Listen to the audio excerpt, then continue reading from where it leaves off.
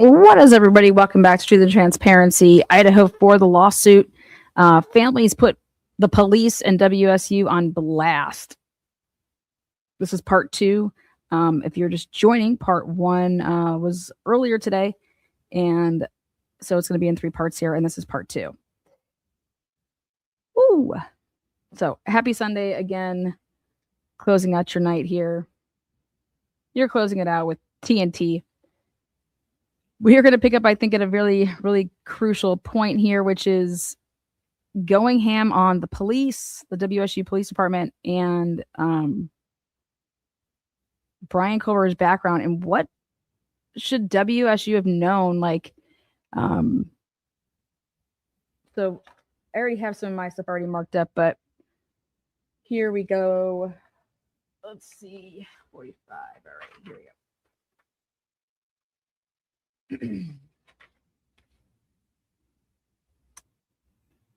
178 right here. Take a look.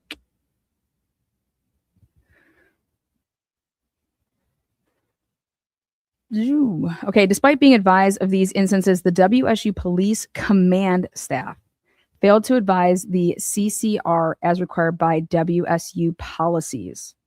Okay, and so this has to do with the allegations of improper sexual activities, including that the WSU police officer had sex with the victim in the presidential suite. So we talked about that.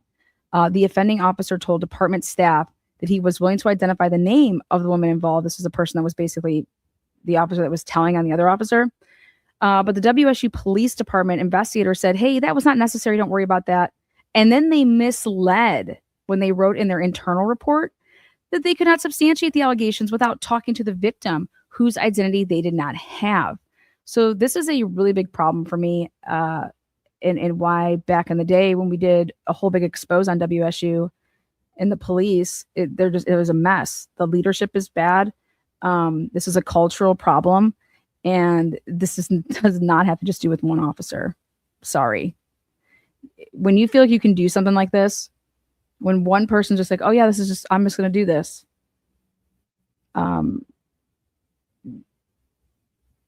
It's usually because other people are doing things.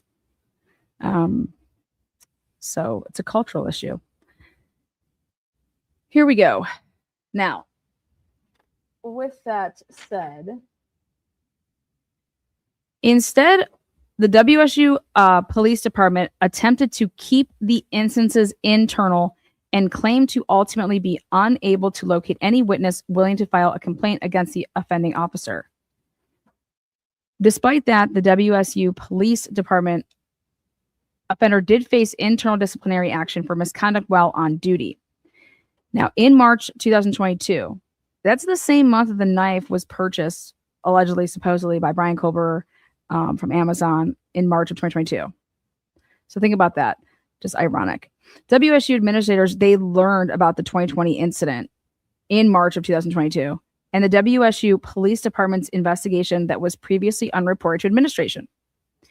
Investigators were then initiated by the WSU CCR and HRS, and the WS Police Department command staff were advised that disciplinary proceedings had been initiated against them based on the investigation's findings that they exhibited gross misconduct, incompetence, and neglect of duty in their response to claims of sexual misconduct involving the WSU officer. 183. All of the WSU Police Department commanding staff then announced their resignations and retirement before the disciplinary process concluded. What a bunch of cowards, right? Why would one do this? Well, to keep their pension, right? To keep their pension. I mean, what other reason? Hey, we'll just resign and it just goes away. Okay. Yeah, this is how they handle things.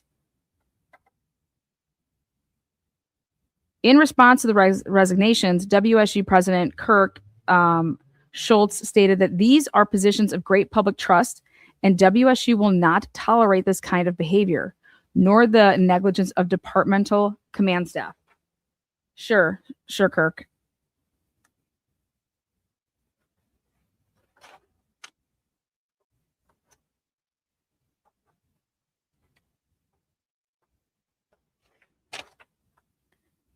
WSU then hired the retired chief of police of the city of Pullman's police department to serve as interim chief of police of the WSU police department. Why do you think they're putting that in there?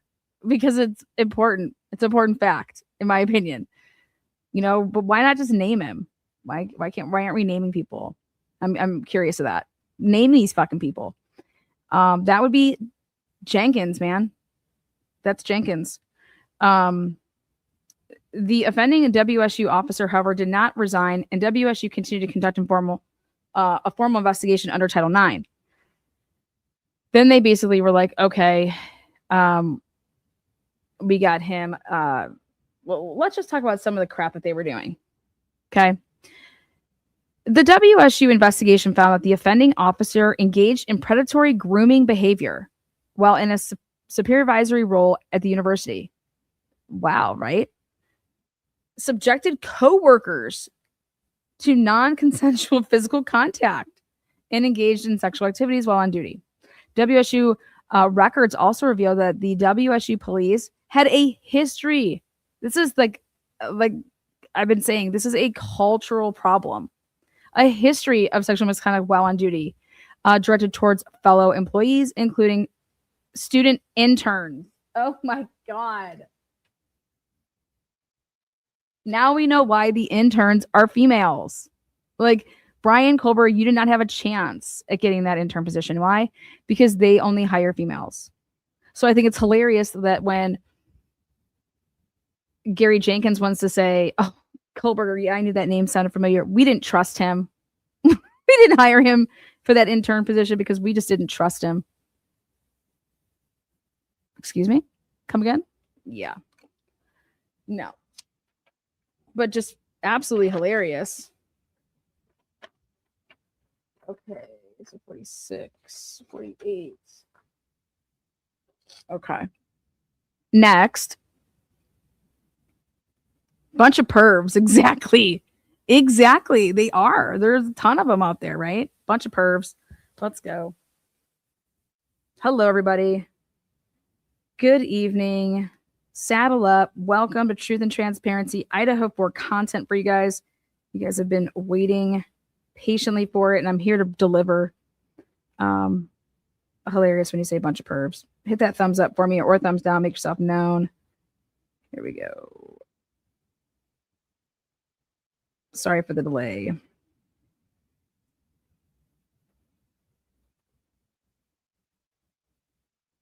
Okay.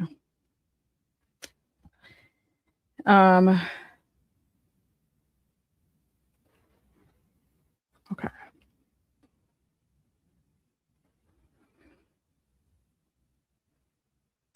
The offending WSU police officer had a reputation of engaging in sexual. Great. We already go through this one. Maybe they keep repeating the same thing. 49 right here, though. This is the part I wanted to say. Okay. Fellow WSU police officers also told investigators that they had concerns about the offending officer making comments about student interns, such as, can you have them do that again? And got any hot interns this year? Yep, we hired Brian Koberger. Look out. Look at that piece of meat. Brian Koberger. Woohoo. Touch your toes.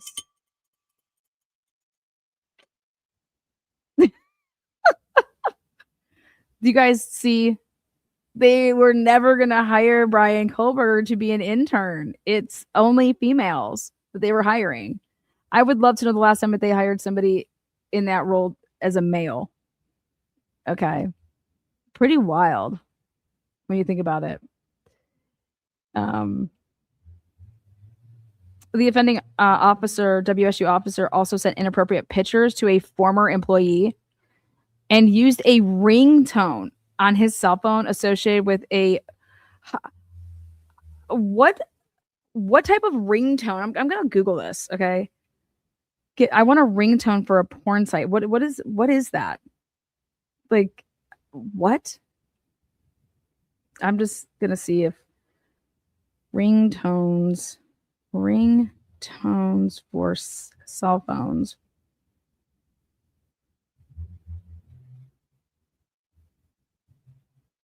That are porn.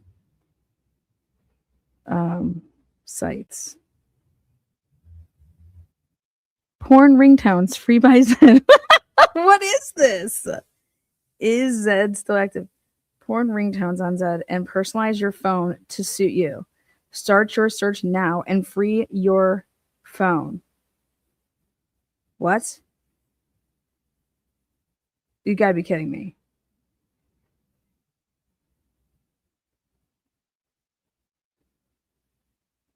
Arch butt? What? Wait, this is condom? What? Pornhub ringtone?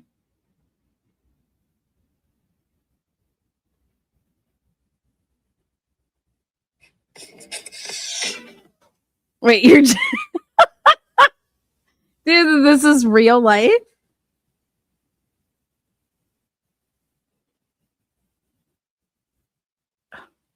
Close. Is this real life? How about the porn groove ringtone? What's that?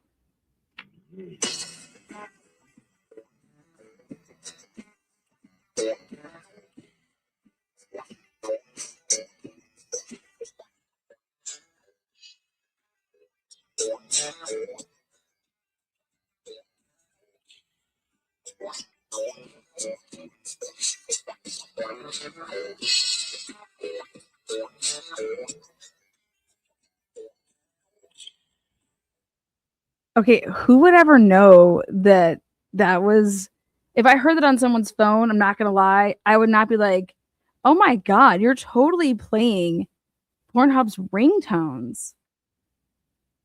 Like, who would be able to call that out on spot? How would anybody know that? That means they got into his phone, you think, downloaded his phone and saw that, oh, this is the ringtone that was established for this person.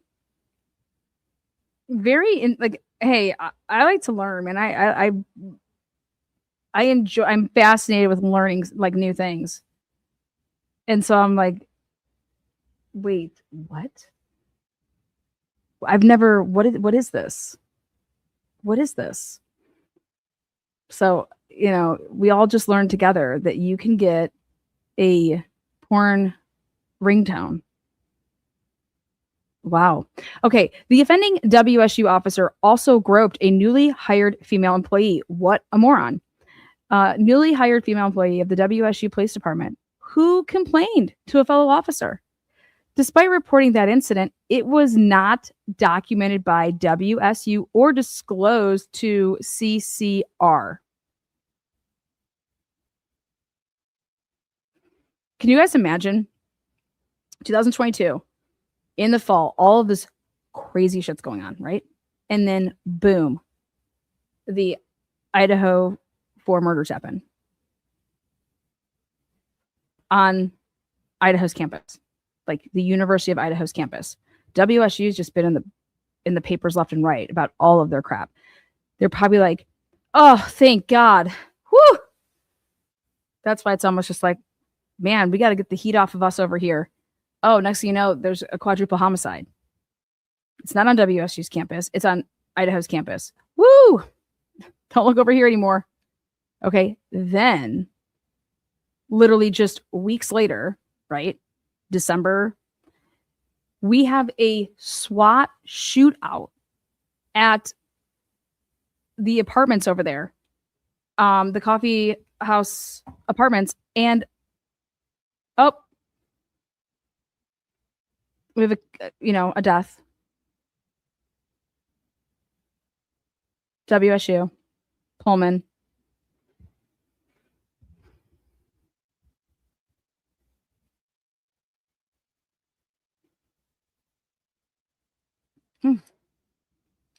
In early November 2022, the offending WSU police officer resigned from the university.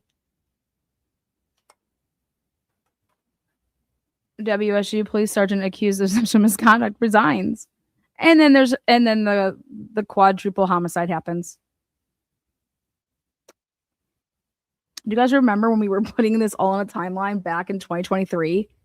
And I'm like getting all those body cams and I'm talking about the undercovers. And I'm just like, why isn't it being even offered up that it could potentially be people in law enforcement? But I think that they should be ruled out. I think they should be ruled out. We're just supposed to, whatever. Ultimately, the investigation determined that the WSU Police Department command, this is huge, fostered an environment that discouraged reporting sexual misconduct.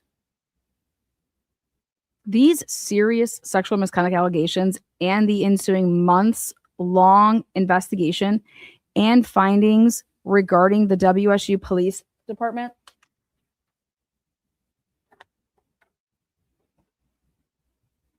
during the 2022 fall semester substantially preoccupied WSU administrators and, in particular, the WSU CCR office. Why would this be relevant? Ready? Because the CCR is who's supposed to be looking at all of the complaints brought in about Brian Koberger.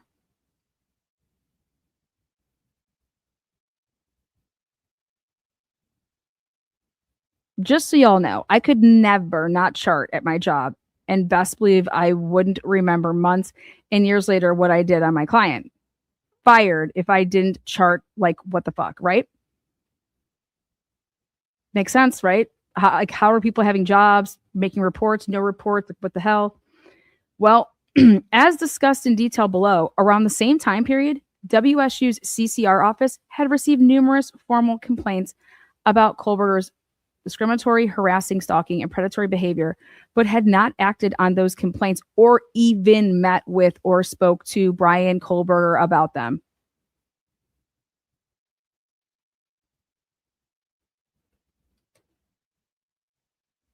You guys.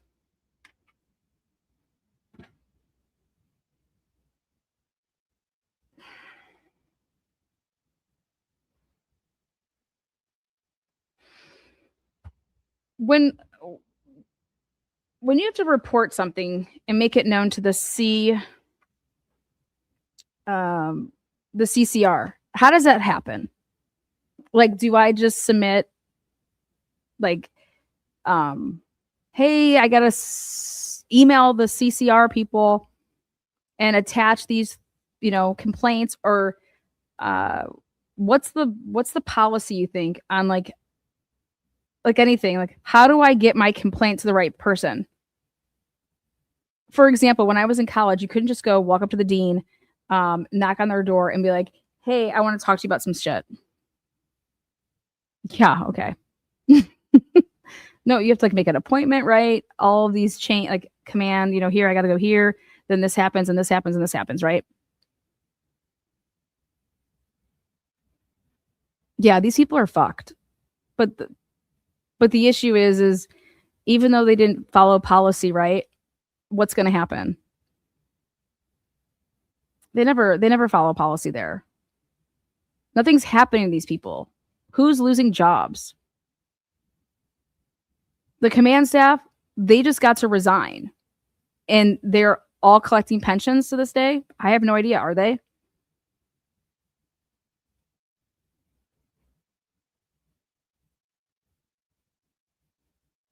Okay. So it brings us to D. WSU brings Kohlberger to the Pullman Moscow community and quickly learns of his threatening, stalking, and predatory behavior. And quickly learns of it. Well, how does that happen? Well, remember the whole WSU brings Kohlberger to the Pullman Moscow community? Well, let's see what you mean by brings him here. Okay. Brings him here. He's born in 1994. Brian Kohlberger grew up in rural eastern Pennsylvania. I put a check there because, like, yep, that's fact. Now, in high school, Kohlberger was overweight, bullied, and had difficulty developing relationships with female students. Well, who is going to be the person that testifies to that? To those facts?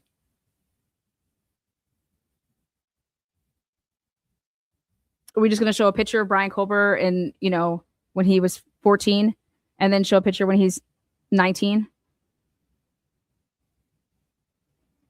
Who is going to testify that Brian Colbert was bullied?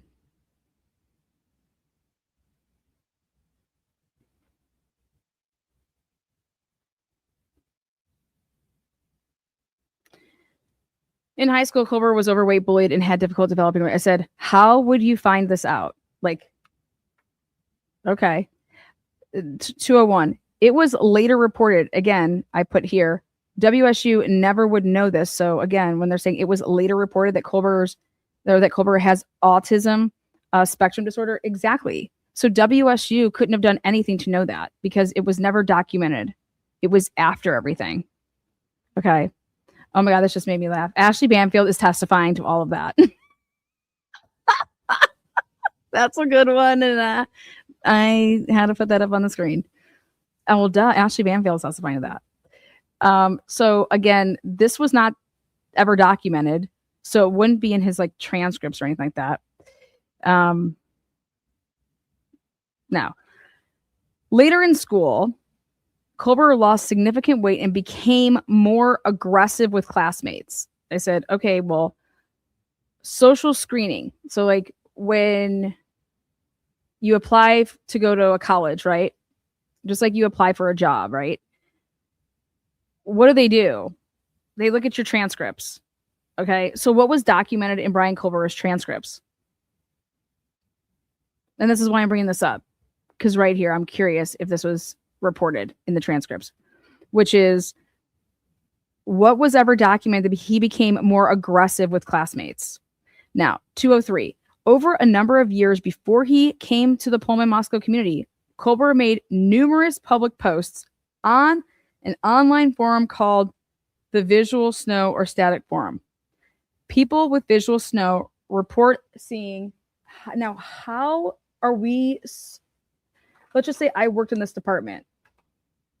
How am I supposed to go and find that? Like, how do I find that? If I'm supposed to like screen his socials. Maybe schools should just start hiring flock cameras, okay? For them to make an app that when you apply to a school, that every point that your face is ever recognized goes into a database and they know where you were and what you were doing. Okay. I mean, how is WSU supposed to find this forum that he wrote on?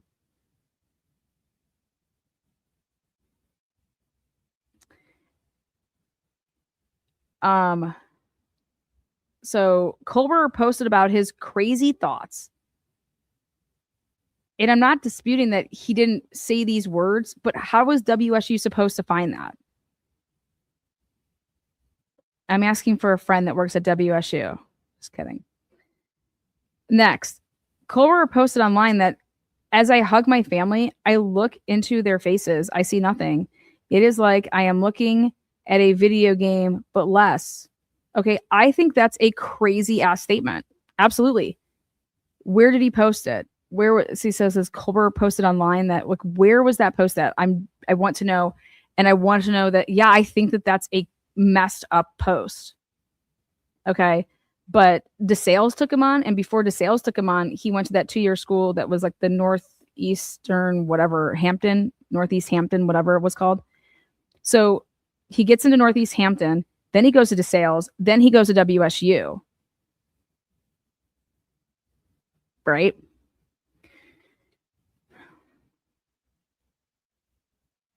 How old was he when he wrote that post?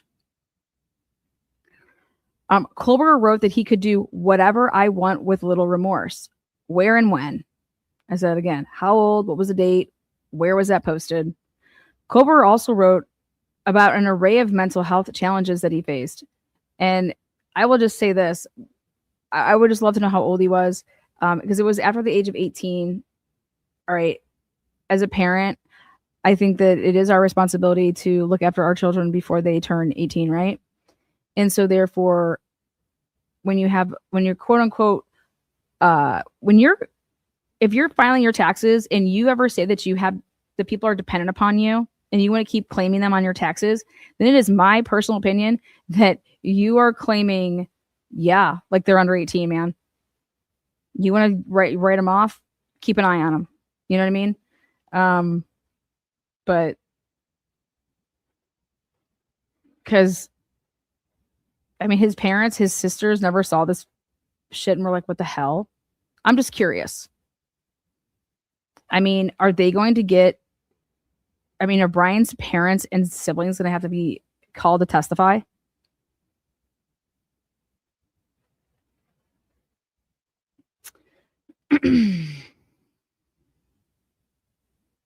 It's just interesting.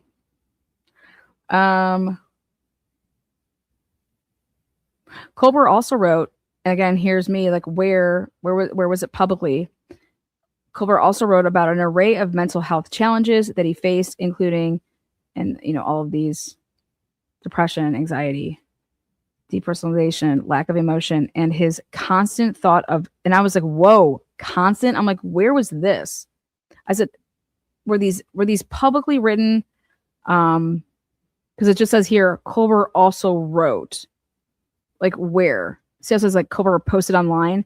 Colbert wrote that he couldn't. So to me, I think you really need to pay attention to the fact that, are they saying that happened online publicly, or was that like, did they find that in his phone on like using like the notes section of the phone, or like, I mean, where was that found?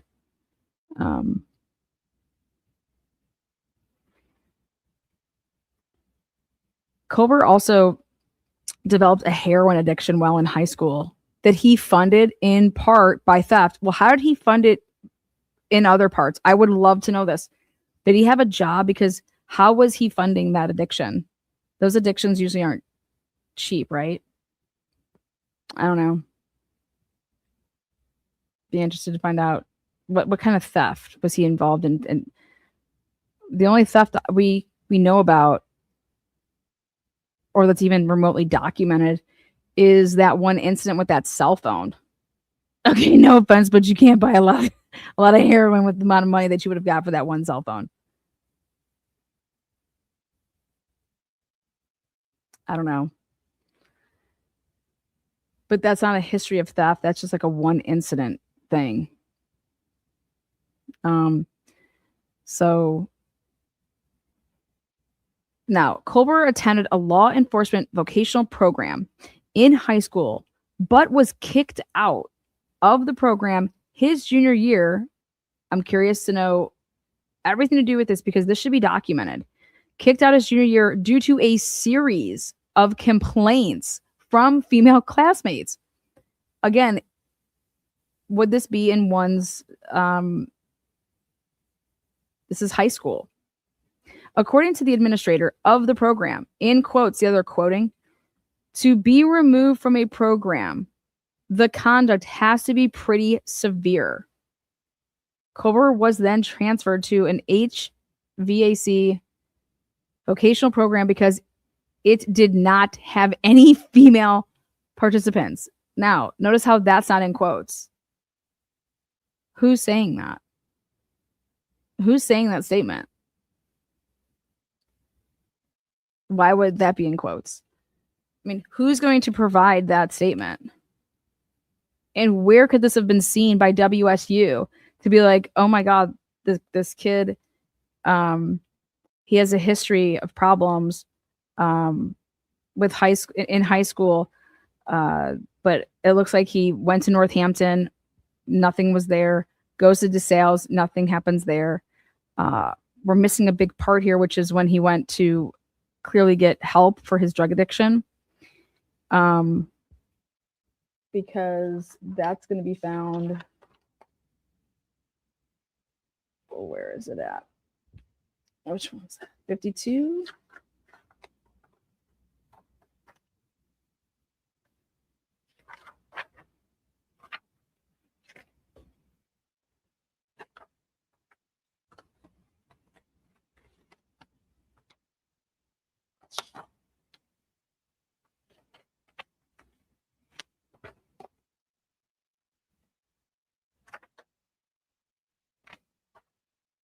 Right here. Culver did not attend the vocational program his senior year and finished his high school degree online, graduating from Pleasant Valley High School in 2013. This would be in your transcripts, right? So, like, this is totally something that his parents would have known about. Okay. You would know why your kid is no longer in the police program and now he's in an HVAC program. And if it had to do with they call the parents in. I mean, at least where I went to school, they're calling you. They're calling the parents to say, to explain a situation, right? And then wouldn't you be like, as a parent, I'd be mortified. I'd be like, what the hell is going on? And then how does a series of complaints, nothing went home to the parents prior to the kicking out of the program? And then his parents, how did it come about that he was going to finish out online? You know? Again, I'm just really curious to this. This is interesting to me. Now, in 2014, Culver was arrested in Pennsylvania for theft. Yeah, that had to do with the phone. Again, let me just show you how much weight this has with me. None. And it also shows that his dad called the police. So I'm over here like, all right. Culver went on to attend DeSales University in Pennsylvania, seeking a graduate degree in criminology. Now, this is skipping and never speaking about his Northampton 2-year going to Northampton. Why are they keeping that out? That he went to Northampton. I think it's interesting. Also, there's no mention that he went to get rehabilitated for his heroin addiction. Right? That's out of, it's not in here. Did he finish online because of COVID? Just a thought. No, COVID hadn't happened yet. You guys see this? He finished online in 2013. I love you though. Yeah, that 2013 kind of gives it away. So you're skipping out going to Northampton. You're skipping out him getting rehabilitated. Okay. And then here at DeSales, Culver demonstrated a particular fascination with serial killers. This is, wow. Also, while at DeSales, Culver reportedly made multiple women uncomfortable. Also, while at DeSales, Culver reportedly. Who is reporting that? Okay. It's very simple, guys. Ready? DeSales has their transcripts. Is that going to be found in the transcripts? I'm going to say this right now. They're not. Why? Well, why do I believe this? Because I believe that I'm shocked that it's not being written as like upon information and belief. Okay. You're going to go and they're going to go and get these records. Do they already have these records? I don't know what's been provided to them from like the policing agencies.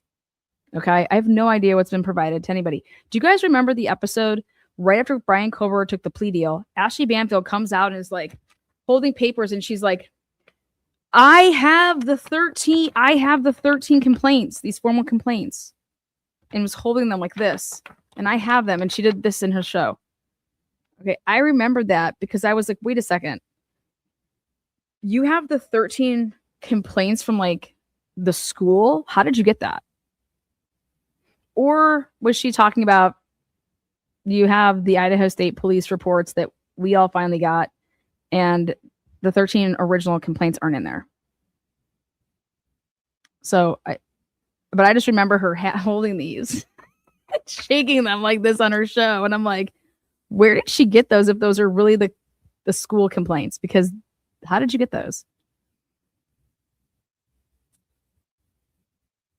So, okay. Now, employees at a local business in Culver's community were so concerned about his behavior that they took extraordinary measures. Now, I'm going to tell you a little something about life here. And I used to own a bar, and we have the ability to write in our system. Now, granted, this was in 2010, 2012. When you started up a tab, okay, we could name the tab. Okay. So, for instance, I could say creepy couple in the corner to name the tab. Okay. Instead of, because if you're sitting at the bar, I don't ask for your, oh, here, I need your card.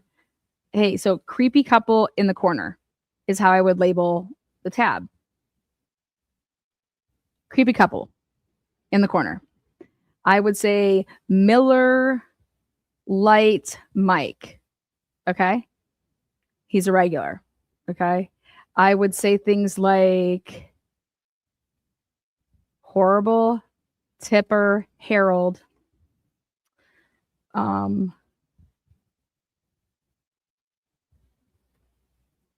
Bimbo at 3 Spot.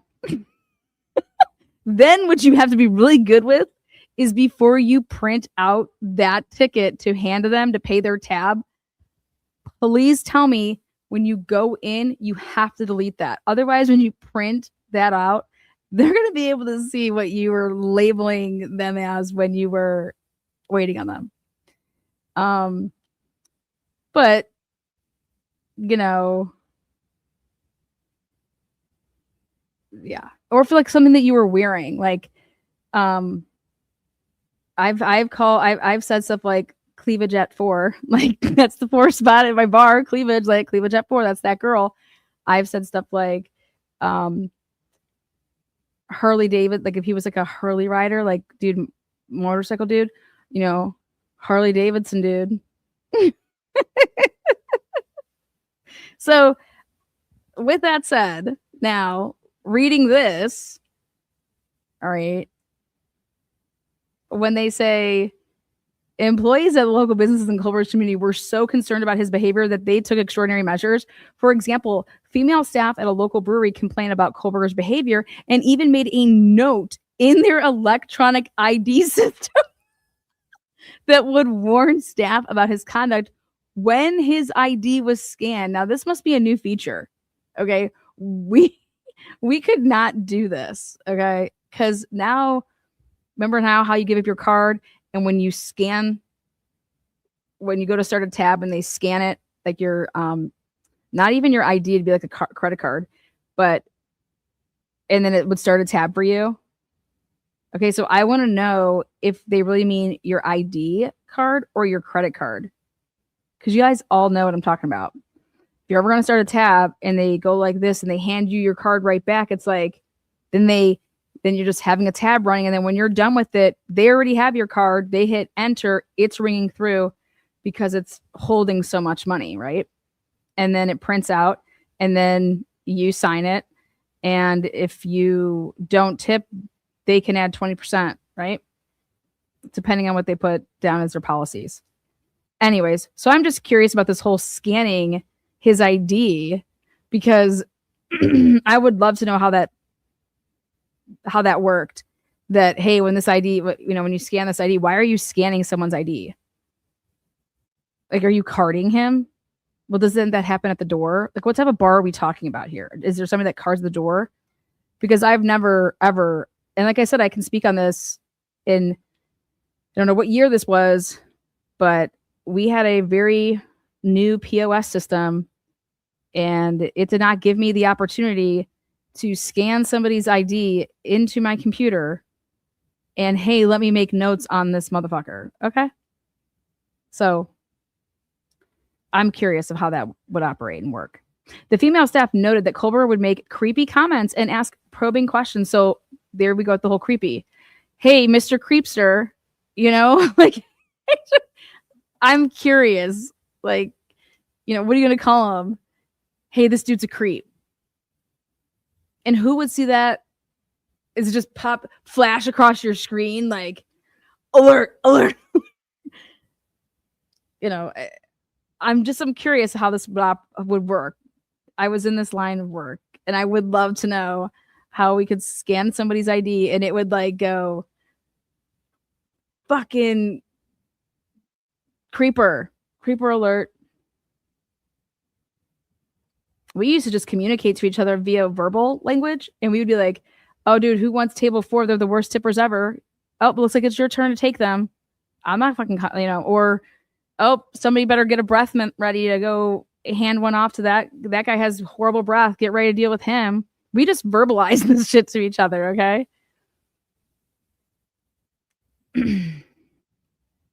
How often was he going into the bars?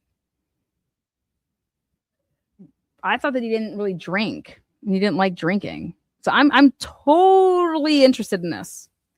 Okay, now, after obtaining his master's degree from DeSales, Colbert applied, not recruited, but applied to the PhD program at WSU. I think that this needs to be changed because this is contradicting your he was recruited type of thing. But even if you're recruited, you still have to apply. But what's the date here? You notice how we're talking about dates here in this year? Well, why aren't there dates here? Okay. For this, why aren't there dates here for when this happened? And then after obtaining his master's degree from DeSales, Colbert applied to the PhD program at WSU. So he didn't obtain his master's until what? Like May? So you're sitting here telling me that he did not apply to the program until after he graduated? I'm interested in that. Then Colbert was selected for the criminal justice program by a WSU panel. Again, I want this date. I don't know. I'm just all about dates. Give me that date. You give me the dates. At least WSU also hired Colbert to be a teaching assistant. As part of this employment, WSU provided him with reduced/free tuition. Well, before it was free tuition, I thought. Maybe it was free housing. But what is this reduced/free tuition? They should know that. And by them putting reduced/free tuition, it shows me that they do not know that. They're unclear of this. But what's really, really interesting is right here, the next little sentence here. By giving him a non-resident tuition waiver. Wait a second.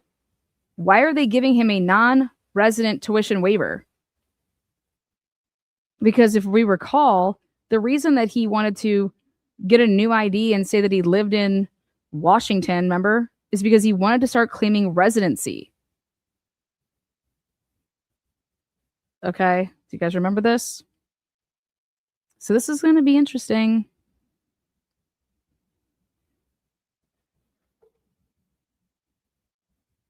Now, when he came here, as part of this employment, WSU provided him with reduced/free tuition by giving him a non-resident tuition waiver, on-campus office, on-campus housing, health insurance benefits, and paid him a bi-weekly salary.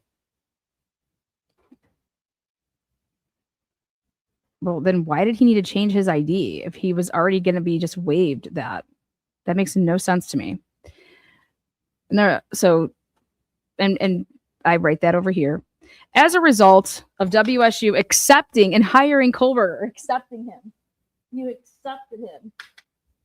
I cannot wait to see who was on this fucking panel. Okay. I want to know how many people applied. Wait, what if we find out that, holy shit, guys, it was not really that many people that applied. And so what? Like, who basically did they turn down and go with instead? God.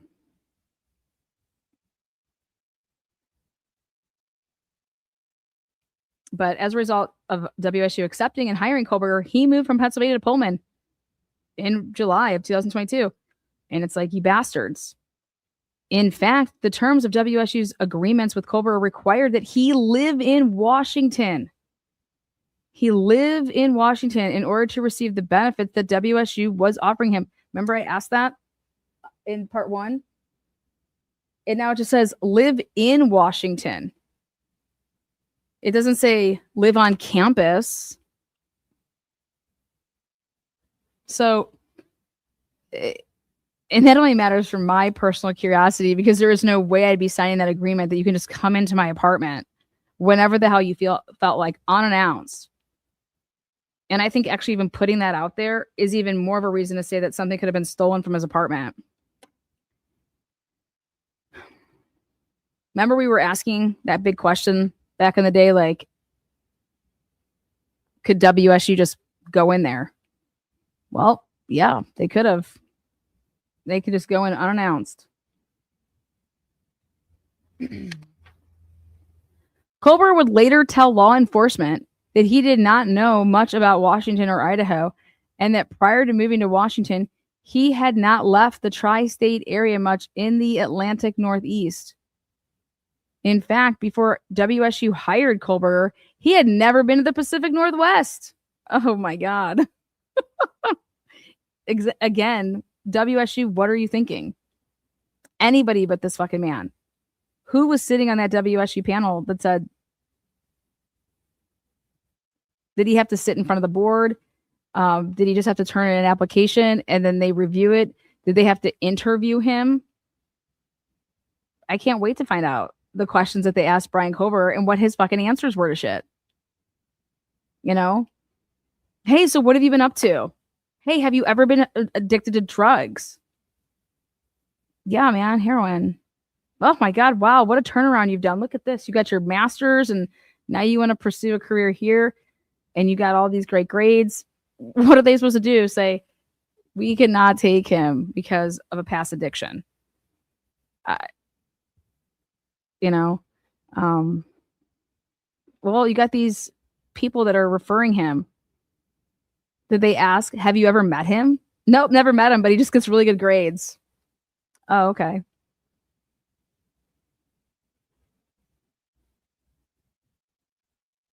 Right? It's pretty crazy. What up? What up? How you doing, Hella? You doing good, girl? You raiding?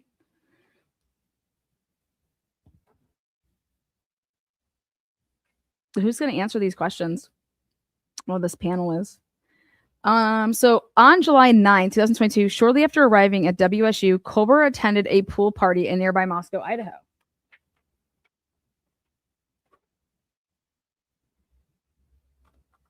Now, Moscow, Idaho is home of the University of Idaho and is less than 10 miles.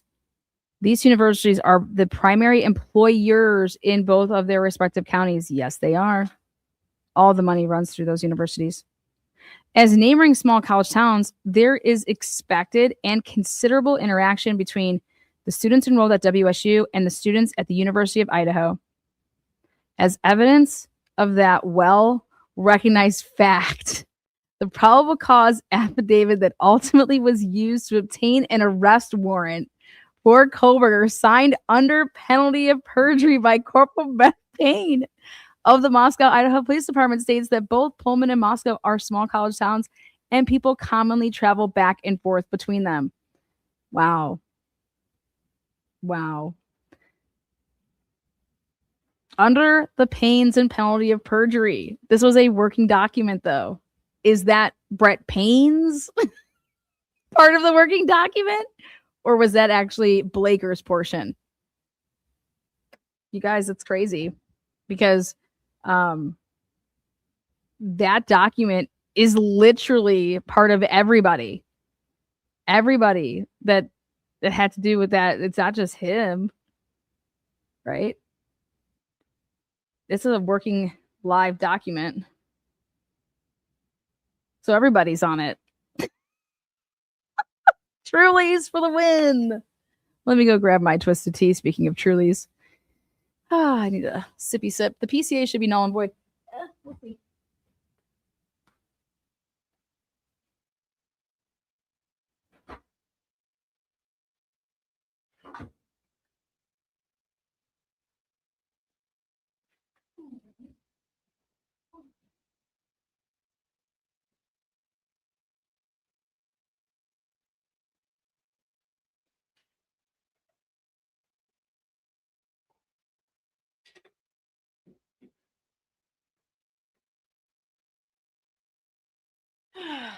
Okay.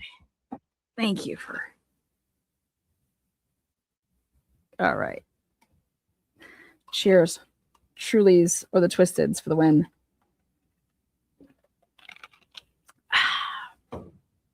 All right, guys. What do we think about this? Quoting from the PCA. Well,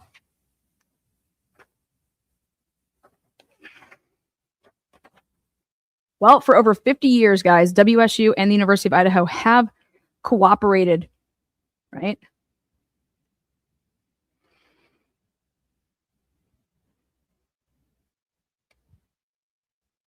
For over 50 years, WSU and the University of Idaho have cooperated on sharing academic resources and have enriched educational opportunities through the sharing of faculty, facilities, and ideas. WSU and the University of Idaho allow students at each school to take courses at the other school. What? That's new. Where can you do that at? You know, for the record, people in that area, they know that if you send your kid to the University of Idaho, it's the poorer school of the two, and the more prestige school is WSU. And so, for what it's worth, that's how it's like perceived in that area. I learned that when I was there, the couple times that I was there, that it's yeah, it's like if you're from that area,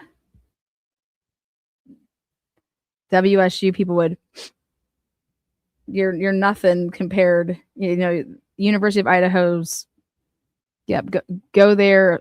It's like easier to get into and poorer. Just saying.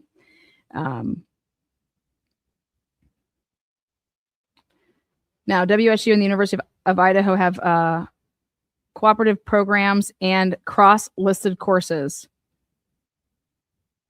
The presidents, wow, stated that for years, the University of Idaho and Washington State have been offering courses together to allow a varied and robust educational experience for our students. Well, I think that's absolutely crazy.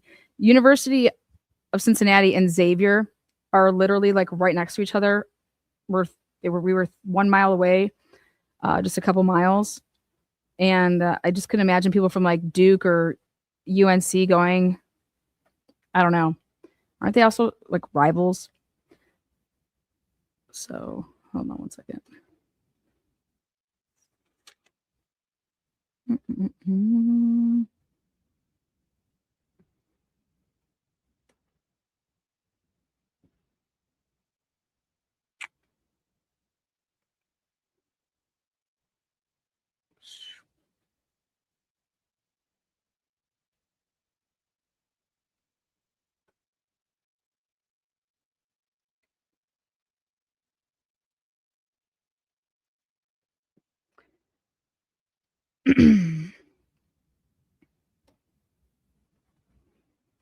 All right. Nope. There you go.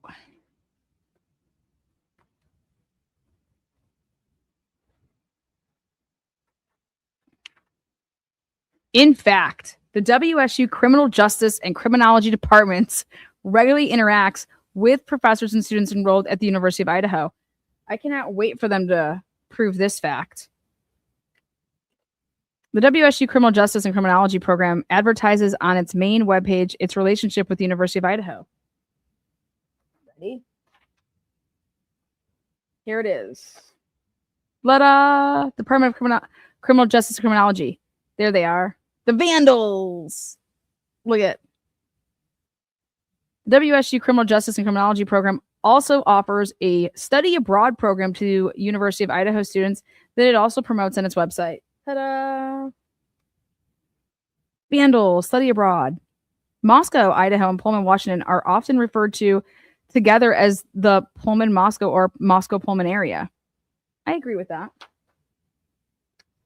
All right.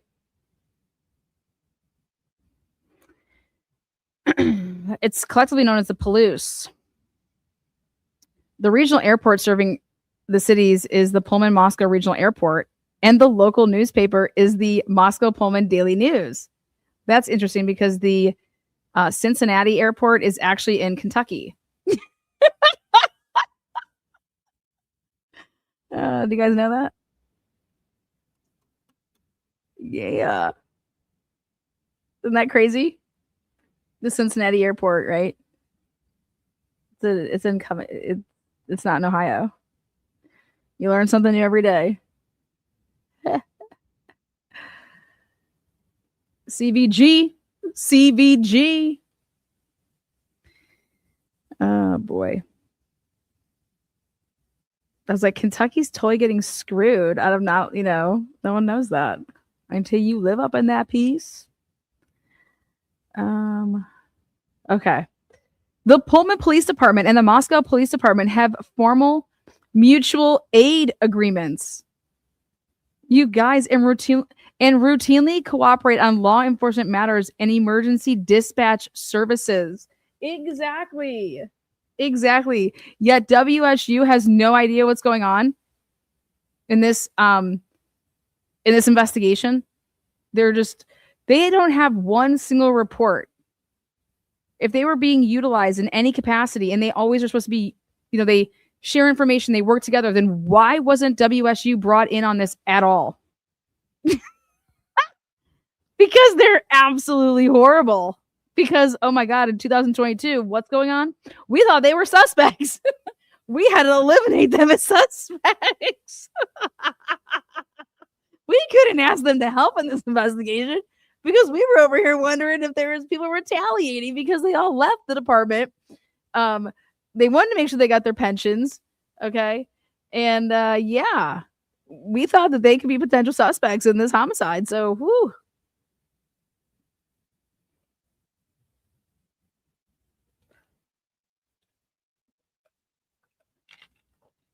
Isn't that crazy? It's the truth, though.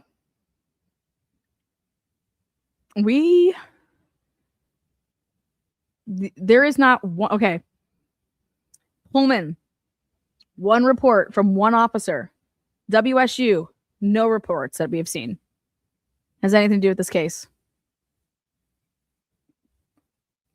Crazy when you think about it. The city of Moscow contracts, Whitcomb and Pullman for all of its dispatching and emergency services. They do. 1,000%.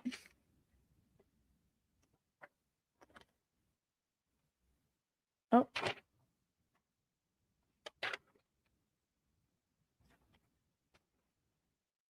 According to the Moscow Police Department, the partnership with Whitcomb has provided. Here you go. Oh, I have some. I meant to tell you guys this earlier. I have some breaking news that I want to tell you guys about. Is that I, just the damnedest things just fall in my lap. They just don't fall in my lap. But Lindsay Gaetani's 60-page grand jury testimony. I was looking through that today and I said, oh my God, should we put this out on the internet? So those of you guys that have been following the fuckerage that's over there in Boston area, Norfolk County, Lindsay Gaetani's 60-page grand jury testimony. So if you guys are following the Turtle Boy Karen Reed case, holy shitballs. If I was that girl, I would woo-wee. Anyways, I'm going to talk about it tomorrow. I'm going to put it all out there. It should be seen in its entirety. It's truth and transparency, and that's what we do. So we're going to put it out in its entirety.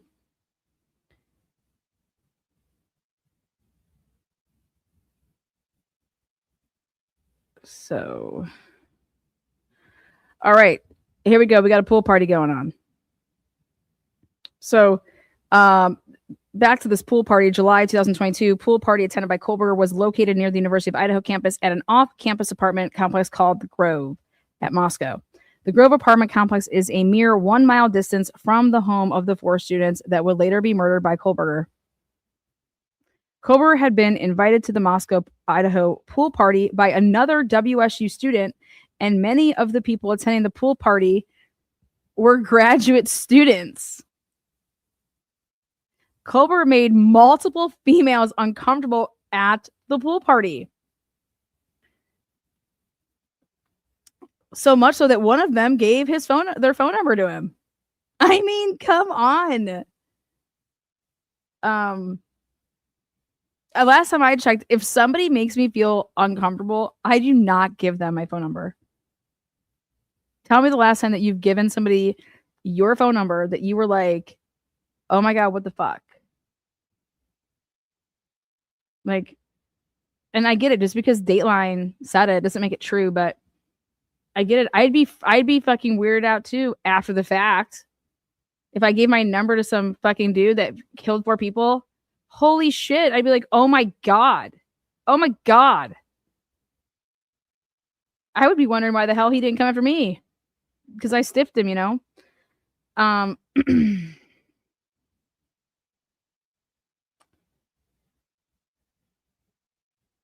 Yeah, CVG. So I said CVG. Everybody refers to it as the Cincinnati Airport. CVG. The airport code. Yes, CVG. Mm-hmm. The more you know. Mm-hmm. Are you from Cincy, girl?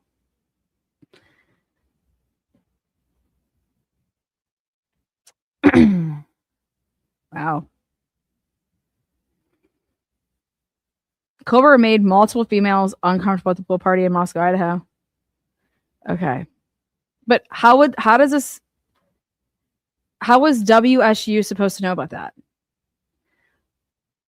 When Colbert arrived to the pool party, he approached a female student from the University of Idaho that was in the properties office and asked how to get to the pool. She was wearing a sundress with a swimsuit. She reported that Colbert was blatantly staring at her body and acted weird. You guys, what the fuck? Who wouldn't stare at somebody's body? That's why you're wearing a bikini. I mean, what do you want them to look at? Otherwise, you'd be wearing, I don't know, shorts and a t-shirt. People wear bikinis because they want you to do what? I'm sorry, but you're wearing, you feel good about yourself. You want everybody to know that you feel good about yourself and that you're confident and that you're like, I'm banging, man. Bye, Felicia. Like, what do you mean? What do you want them to do? Like, hey, can you tell me how to get, I'm not trying to look at you. Can you tell me how to get to the pool? Hey, yo. I don't know. I just think that's a weird sentence. I don't know why this has anything to do with anything, but again, this just goes back to how was the university supposed, like, she reported that Colbert was blatantly staring at her body and acted weird. Reported when? Reported to who? Oh, after he was picked up through Dateline. Okay. When she later went to the pool, Colbert made very direct eye contact with her and then made a beeline towards her. She was uncomfortable and weirded out and gave her phone number to him, right? By Colbert's behavior and his staring. The interaction was concerning enough that another attendee intervened to intercept Kohlberger. Another female attendee told Kohlberger that she was married in an attempt to end the conversation, but Kohlberger persisted in engaging with her.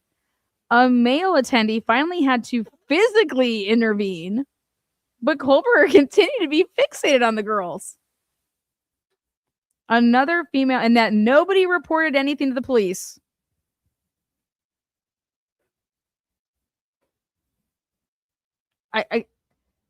These things all may be true, but I have no idea how WSU is supposed to know these things. Since they weren't documented, they weren't reported. It's in July at a pool party.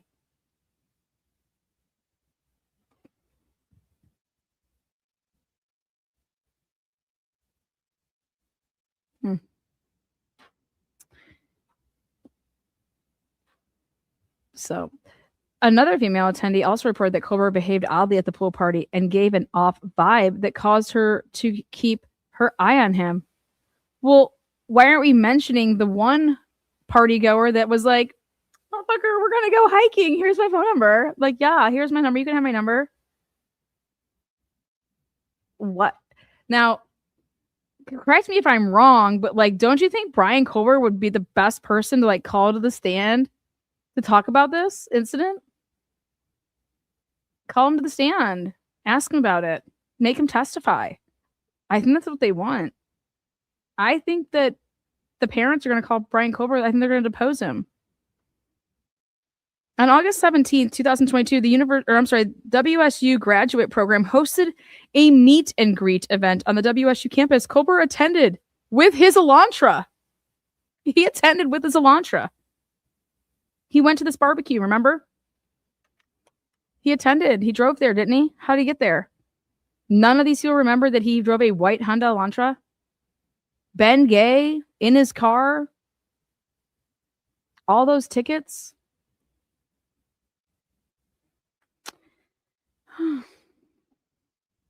A fellow WSU grad teaching assistant quickly identified Colbert as a threat. As a threat.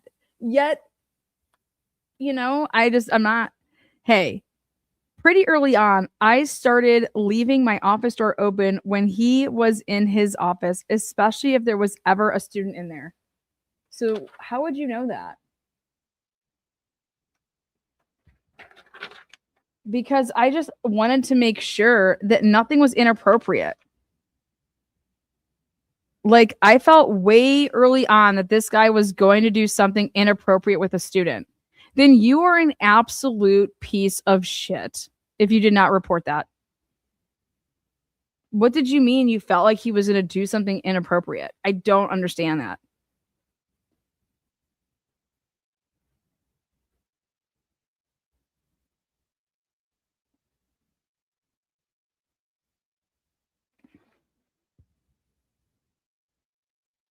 I don't know.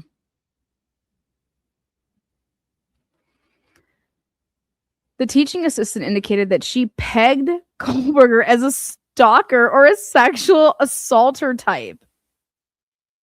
Then report it. How do you, but then get it. Like, how do you go and report and say, guys, I just have this feeling. Look at him. He's fucking weird. Look at him. He's a weirdo, man. Like, what? Okay, you want to report this man because he's a weirdo. You think he's weird. I don't know. I mean, what are you going to write? Hey, it's my opinion, man. I work in the criminal justice program here in the department. I'm criminology PhD bound, and I'm telling you, I know a predator when I see one. And motherfuckers better do something about him. So, Lana, do you know how many complaints were after BK was arrested as far as the 13? Is that what the question is, Hella?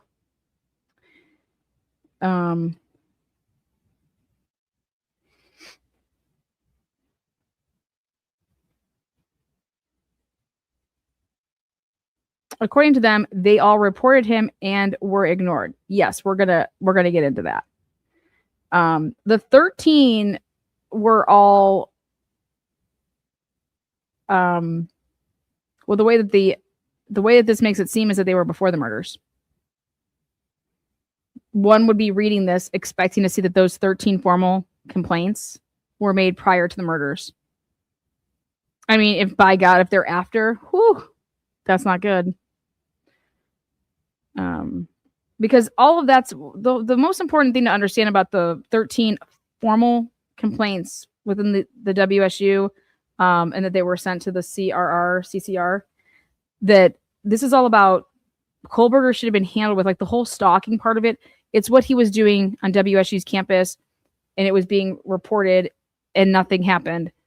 Okay, that's all stuff that happened prior to any of the murders. So,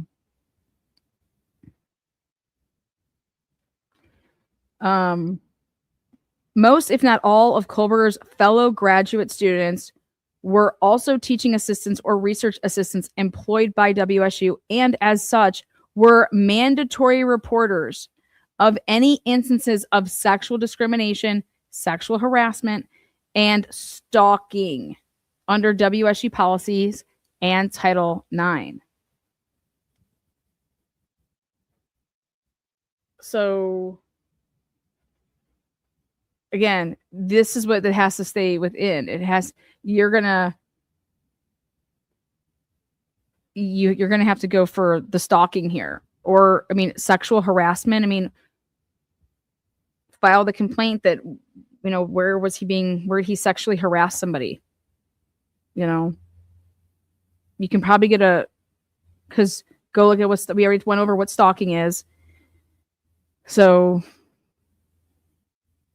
okay, moving on. Some instances of Kohlberger's discriminatory, harassing, and stalking behaviors were reported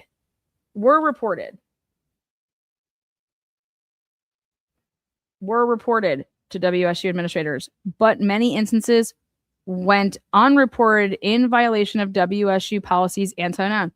And this is how I believe that what they mean by unreported is if I report something to you, okay, if I'm a grad student and I'm one of these people that are the grad student who is also a teaching assistant, okay, if I report it to the actual instructor of the class, the professor, they're an automatic reporter. They need to report it. Okay. And so what it's requiring is a report of a report of a report of a report. And so that's why when I said that there was only 13 formal reports, that's what's going to prove that there should have been way more than that if people would have done their job. Because if you report it, if you say something to somebody who's an automatic reporter, then they have to report. And then when you go and have a conference and you put like 6 motherfuckers in the same room and that one person tells everybody in that room that's an automatic reporter, okay, then all of those people have to go and report. So this one report would turn into 2 because you told another grad student, okay? Then that grad student goes to the professor, okay? Now, so that's 3 people, okay? And now this professor went and told Melanie, who's in charge, that would be 4 reports. And then Melanie has a round table with 5 other people. And then that would be 9 reports just for that one incident. That's what automatic reporting is. So when I hear there was 13 formal complaints, it should be something like 40. Basically off of each one, there should be a lot that just happened from the one incident. Because you're reporting to a reporter and a reporter. Like, so it's really important to understand that. Okay. That's what an automatic reporter is. Like, for people that would be like nurses at a high school or like an elementary school, they're automatic reporters. If a kid was to tell them something at school, they have to automatically report that. Teachers.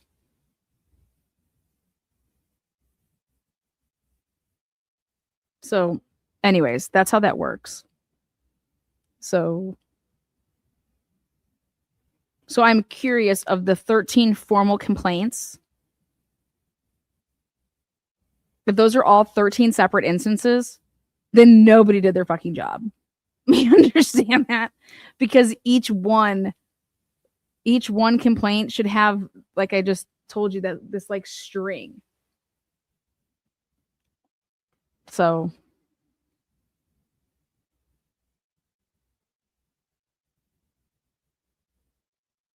all right.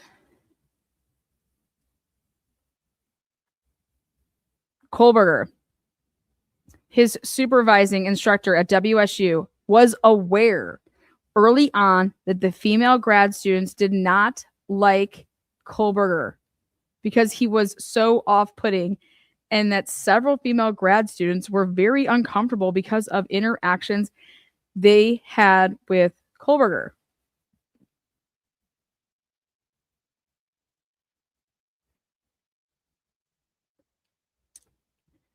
Yes, I was just explaining what mandated reporter is and broke it down to explain how that works right here, because that's what happened.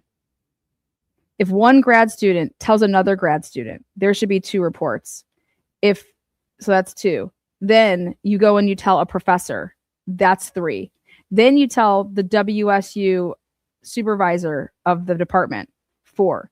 Then that person decides, I'm going to have a round table with 5 other mandatory reporters. 4 plus 5 is 9. That one complaint should have generated 9 reports.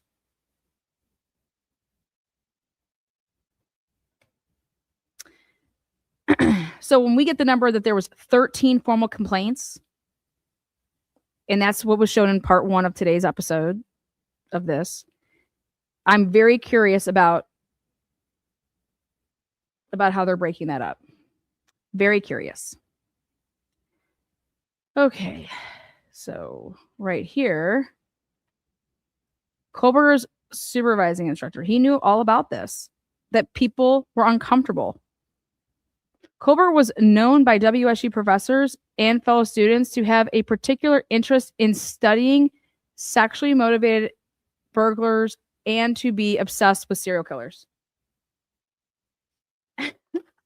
Obsessed is a very interesting word. One fellow WSU grad student reported that and when they say reported, think of ISP with this. Based on how Kohlberger talks to and treats women, people in the WSU criminal justice program thought that he was a possible future rapist. Wow. And you guys, can you believe it? Not one of these brilliant brains thought to pick up the phone and call the tip line. To pick up the phone and just call the Moscow Police Department themselves. I'm from the criminal justice program at WSU. We have such a great working relationship with you guys. You really need to come down here and take a look at one of our cohorts, man. He has a white Honda Elantra as well. Ben Gay, where the fuck are you? Ben Gay rode in the car. Okay? He parked the car right outside Wilson Short Hall and was ticketed 10 times. That means when a car is parked somewhere, it's one thing that, okay, there's a ton of cars over there. No, there's not. Go check it out. There's not a ton of cars over there. It's in a very specific area. And a car sticks out even more so when it's parked in an area that it's not supposed to be parked in after a certain time, because then it's like the only car. So then it sticks out even more. And none of these people were like, oh my God, the guy that's the biggest fucking creeper in town also drives a white Honda Elantra. I'm dead. And they're continuing on in this beautiful career that they want to go have. Well, they suck. They're not good. Somebody that they thought was going to be a future rapist and blah, blah, blah, blah, has the same vehicle that they are looking for and put out to the public. And not a single person was like, oh my God, hey, do you think it could be Brian? No. Even in the reports, they're like, man, no way did I think he could do that. Like, I just thought, what? You just thought what? That's crazy. The way that they're making this sound, and that not one of these motherfuckers had the wherewithal. You're in the criminal justice program, for heaven's sakes. You are not in the nursing program. You're in this, I'm supposed to be so acute to all of this bullshit. Studying all of this bullshit. Nope. Totally. Whoop. You guys could have been like rock stars. And then you know what somebody tells me? Lana, half of the kids, the only ones that talked to Brian were the ones that English was their second language. And yeah, that they were the foreigners. And I'm like, oh my gosh. So half of the cohorts don't even speak English. And so therefore they probably wouldn't have called up the tip line because they don't know what's going on. You guys, they were running a tally on this guy. Like that he was showing up late and it was only to female classes, all female teachers, whatever, all this stuff. A murder happens. 4 students. It's like a serial killer type thing. You're sitting here saying that he's obsessed with serial killers. Then you literally hear that you're looking for a white Elantra, and there is one that's continuing to be parked outside of your office fucking door. You have to walk by every single day. And none of y'all said, oh my God, Brian has a white freaking sedan. And I think it's an Elantra. Let's go check it out. That just never dawned on any of these people. This is crazy. This is crazy. Yeah, I want you assessing all of my criminal justice needs.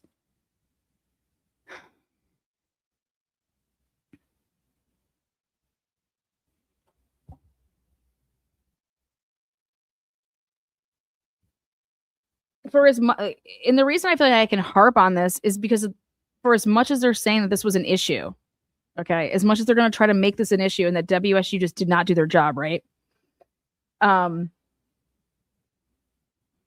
Nobody glanced at anything to see like, hey, they're looking for an Elantra. I mean, I wonder what Brian drives. We should see what fucking Brian drives, man. That fucking weirdo. And then like, just can you like that didn't come out of anybody's mouth? Man, I wonder what Brian drives. Wouldn't that be nuts if he drove a white car? Like when you're having all these conversations about the kid.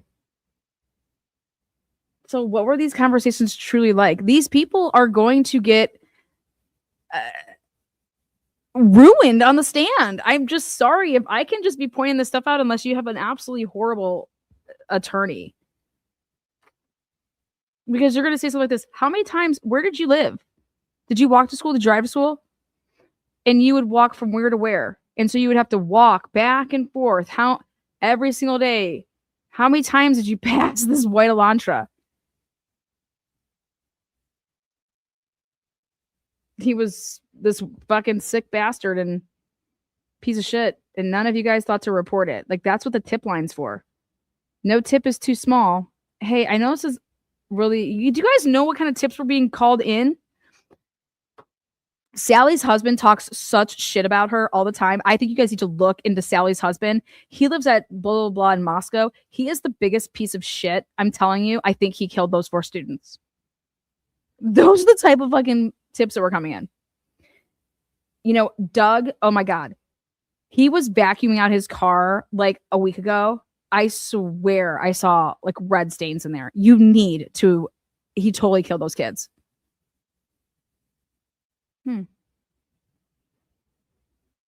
Anything else? Oh. So-and-so has a restraining order against them. And he was one time outside of the sorority house and he was saying stuff like, get down here, you stupid sluts. You need to go see him at his apartment. He's a total fucking pig. Okay. On it. Those are the type of tips that were coming in. And none of these people thought, like, maybe we should just call the tip line. It wouldn't hurt. Like, I don't know.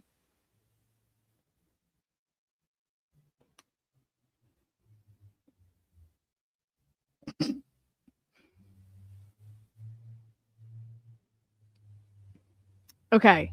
True story, too.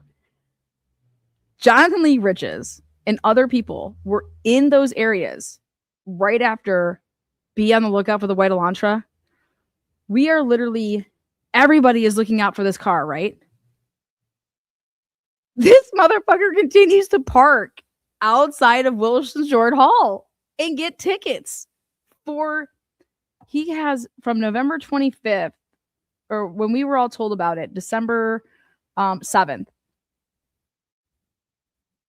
Go look at all this shit. You just can't make it up.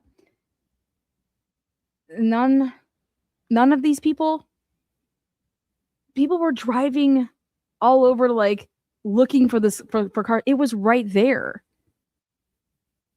None of those people were doing the same thing. Like, this is your field, and you guys weren't like, dude, let's go around the campus and look for this white Elantra. Come on. Everybody was doing it. How does nobody report that car other than the Pullman Police Department? The WSU people. I find that so hard to believe.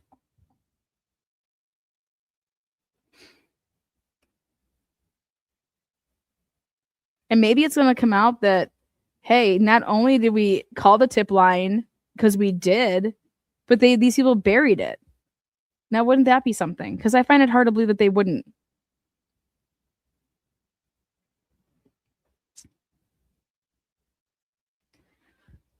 Okay.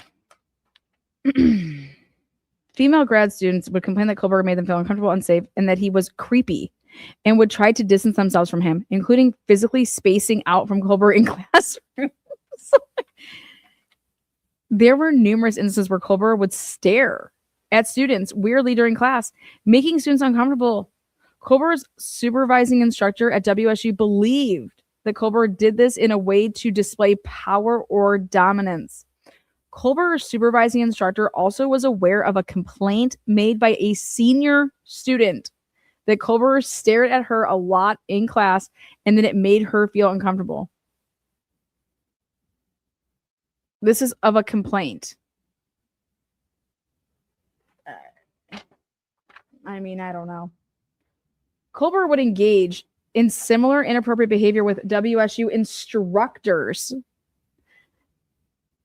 The instructor under whom Kohlberg served as her undergraduate teaching assistant reported that she would regularly interact with him and that he was frequently in her office. That instructor stated that Kohlberg would stand behind her while she was working at her desk and stare over her shoulder at her. This instructor had another WSU professor escort her. Now, see, before they said earlier that they were asking the WSU police to do it. Why are you having a professor escort you? They were telling you like that you're supposed to get WSU police. So a WSU police officer never escorted? Because they're probably like, no, don't ask those police. They're just as bad. They're pervs too. I'll walk you. Because that was the type of reputation that the police department had. We can't even call the police and ask them to help because they're the leader of the perv land. These pervs. I don't know.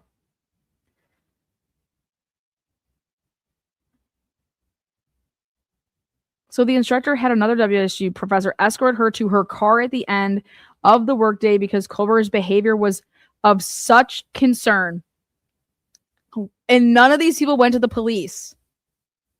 Yet the people on YouTube are calling up the police saying, oh my God, somebody put my screenshot on the internet.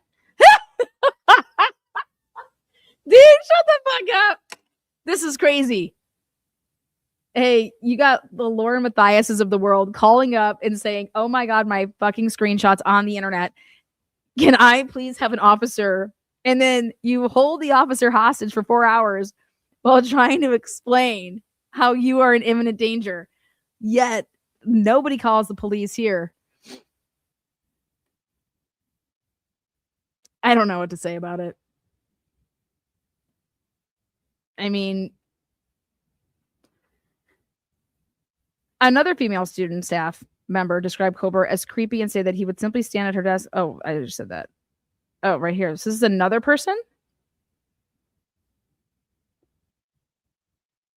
And stare at her coworker.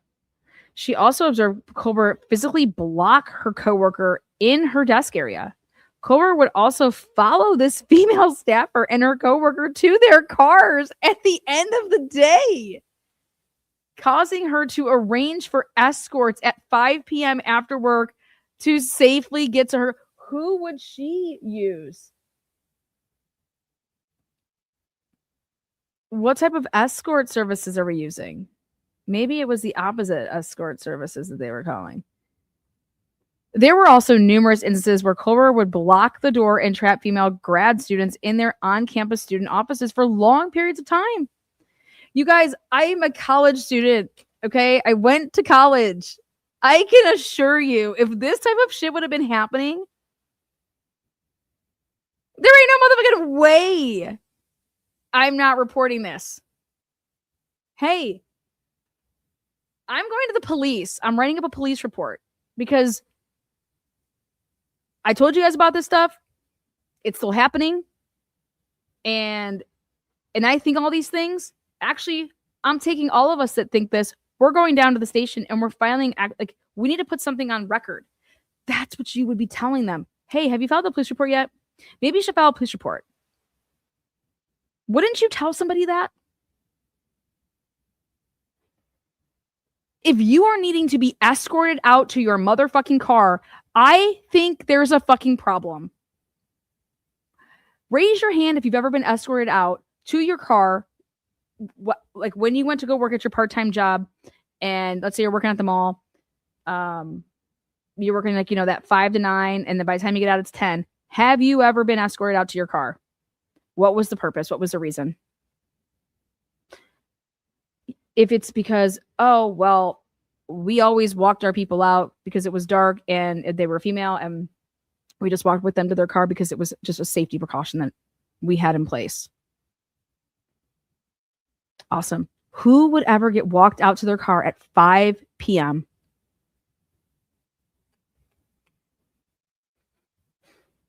Unbelievable. If I've ever felt that I needed to be escorted out to my vehicle at 5 p.m. because, oh my God, this fucking creeper, I am going to the police.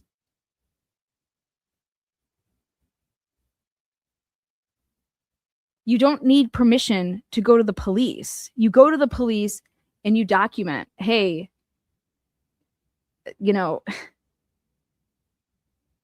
I don't know what's going on. I just want to document something here. Okay. And I've just never felt like this before. Now, granted, I don't know. I told the school, but I am being escorted out to my car, so I think there's a problem.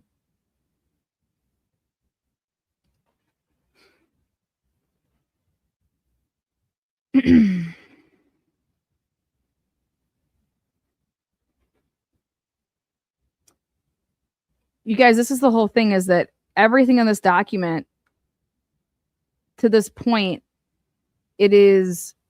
has everything to do with prior to the murders. Okay? Prior to the murders. This document is not about Idaho State Police coming and talking to these people after the fact, and that's just the only thing that exists. That's not the case. So if that's what you think, you're wrong. I hate to break that to you, but you're 1,000% wrong. What the parents are alleging, because they're going to have people testifying to this, and they're going to have documentation that shows that these students took their concerns, did what they were supposed to do, right? And the school did not do what they were supposed to do. Mandatory reporters did not do what they were supposed to do. So that's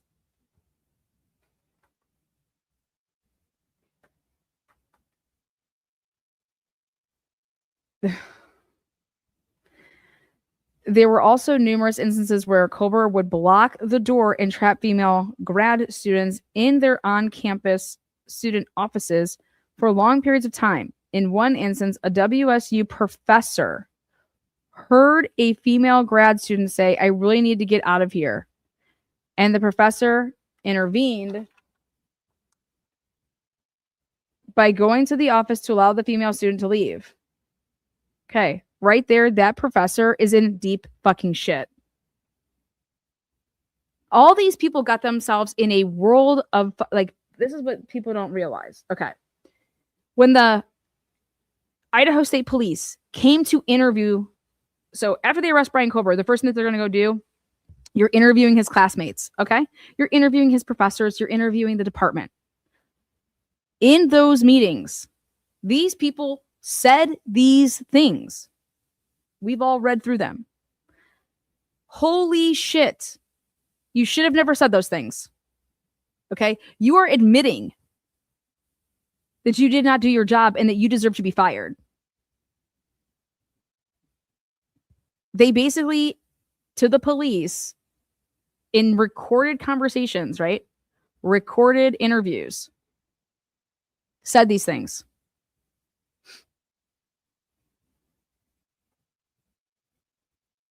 right?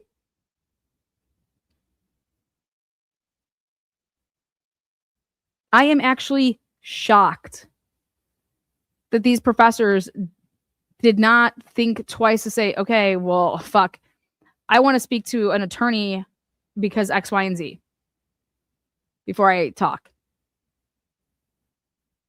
Because I would want to explain some stuff to this attorney about everything, about where I could foresee this heading. Okay. Basically, if I say all these things, I'm a mandatory reporter and I didn't fucking report. So what's gonna happen? Nope.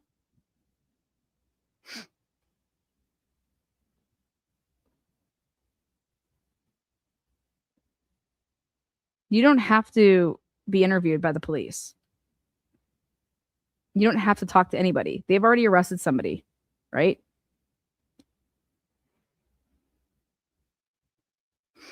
Go back through those all of those reports that the Idaho State Police did. Who's missing?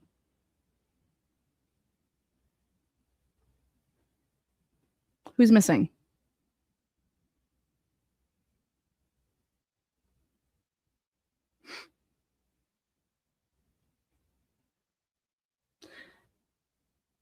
Jay, I can tell you this that based on policies that they had in place, if things were reported, then there should have been like because of those reports, then there would have been then they would have had to talk to Brian Kohlberger at some point. They just didn't handle anything, do anything by the book. Basically, why do we have policies? If we don't have if we have these policies, why aren't we following them? And then when we don't follow them, then what happens? Well, nothing. But guess what? Hitler already explained to us that if the FBI does not have to follow their own policy, it doesn't fucking matter, right? Who cares? So policy, smalacy, right? Why the fuck do we have policies if people aren't going to be held accountable when you have policies in place, and then guess what? It's a sad, sad day, but you didn't follow the policy. Well, what happens? These people are just, why didn't you report this? Why didn't you report it when they came to you? And then you got some of these reports. Why didn't you? What are you supposed to do when you get these reports?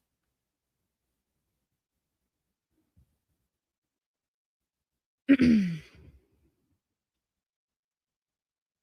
I think that I would be pissed if you were a parent. Think about this. If you were a parent and people have come and talked to you and said, hey, we just want you to know that we did X, Y, and Z, and we went and told them things, we filed these complaints, and nobody did anything. Wait, what do you mean you filed? What do you mean you were like, what do you mean? This is why how can you believe like Idaho State Police just wrote up the reports that we've seen? Have you guys heard any of the interviews? And the answer is no, because we've been putting everything out that we've been getting through FOIA requests. There has not been one FOIA request that has been put in to say, hey, I want the report number from the Idaho State Police, this report number, because it interviews, a professor or Melanie, the big head honcho there. How come nobody has put in a FOIA for that? How come that hasn't surfaced? That should be one of the most important FOIAs that happens right now. Right? If you're a parent and you filed this big fucking thing right here, you don't think that they've heard all those interviews? Have they? Because their reports, they don't mean shit. You have to listen to them because those reports are garbage. We've been pointing that out.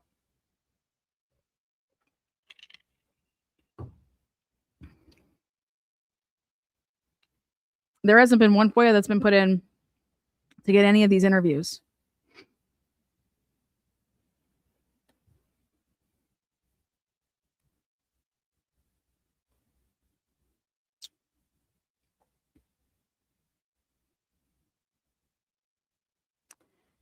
Um, one female grad student reported that Colbert would trap her in her office and that he would try to talk to her about the Ted Bundy murders. You guys, can you imagine going and reporting somebody for that when you're in a criminal justice program? This dude wants to talk to me about criminal justice shit, and I cannot believe that. This is one of the interviews that comes after the fact. Okay, this one, some WSU grad students would try to keep their on-campus office doors closed in order to keep Kohlberger out. What?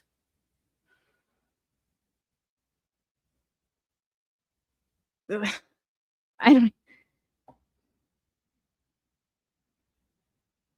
None of this stuff matters. What matters is the original complaints, what was provided to the university, and that they did nothing of. All of this stuff is for all of the world. Like this is a narrative. So none of this stuff matters. It's going to matter. So none of this stuff matters. WSU or Colbert would pick fights with other WSU classmates, and his arguments would leave the class upset. I mean, oh my god, I can't even believe that that's in there. Because how does that help or hurt this lawsuit? Colbert also developed a reputation at WSU for being very homophobic. Well, last time I checked, that's going to be interesting because I don't think that this was a hate crime towards gay people. Okay. I don't think he picked his victims that way. Okay. I just.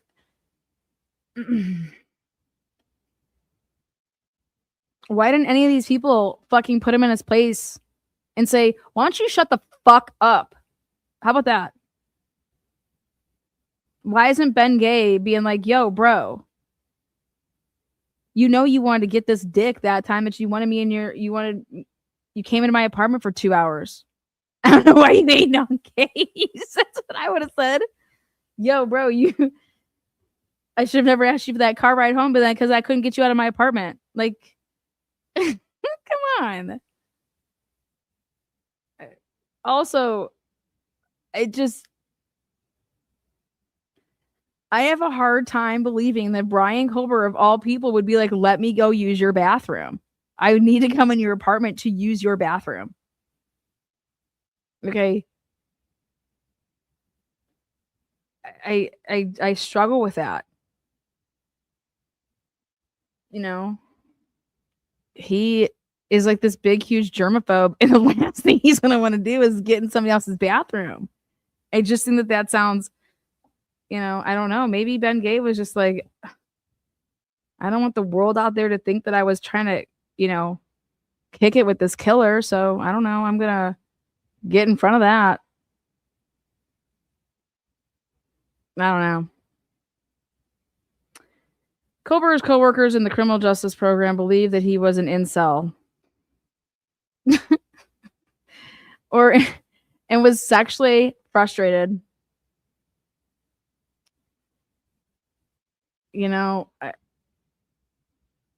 Okay.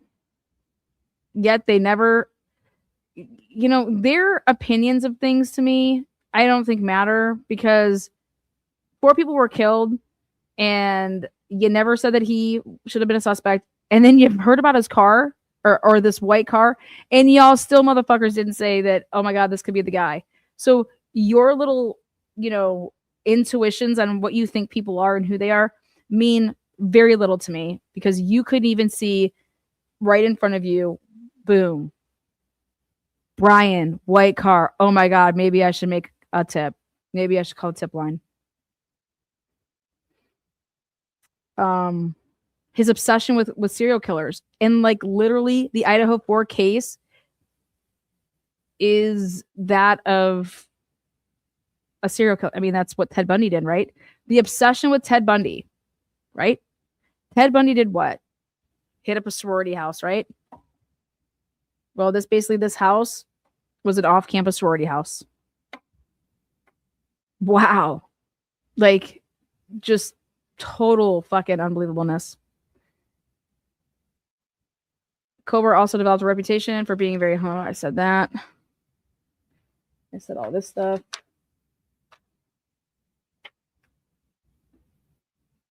We got to get into the car stuff. Colbert was described as very angry, as if he had built up a fury or rage. You know, that dude was going to Walmart every other day, going to Target every other day. Okay. And somebody I would expect to see in like the parking lot, like god damn these bastards in their fucking carts or some shit, like this pent up fury and rage. And like, you know, you have all these cameras that have all the surveillance in the world. You can't find him, I don't know, acting like a complete like lunatic on one, like where he would blow up at somebody like, come on, I'm trying to return this shit. Look at this spoiled fucking coconut milk here. Like nothing. I don't know. Colbert tended to be aggressive when interacting with female colleagues and would get agitated, argumentative, and confrontational during class instruction, as well as out of the classroom, often prompting other classmates to intervene. Again, this type of stuff, I don't know how this is helping.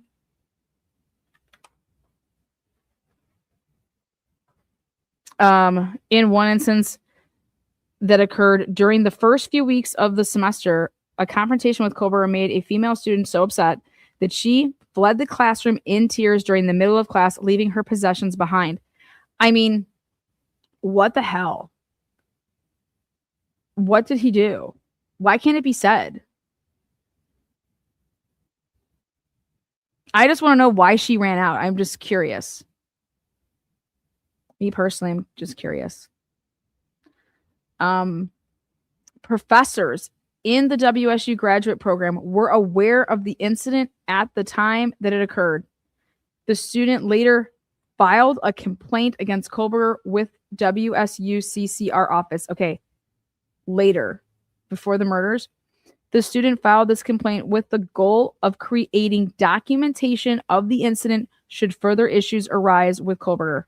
Colbert was supposedly spoken to about his inappropriate behavior, but nothing further was done about this incident. What was supposed to be done? Like based on policy, you know? Do you have like a strike program where like, okay, what you're supposed to do, I thought they're supposed to find out if there's any merit behind the complaint. You know what I mean?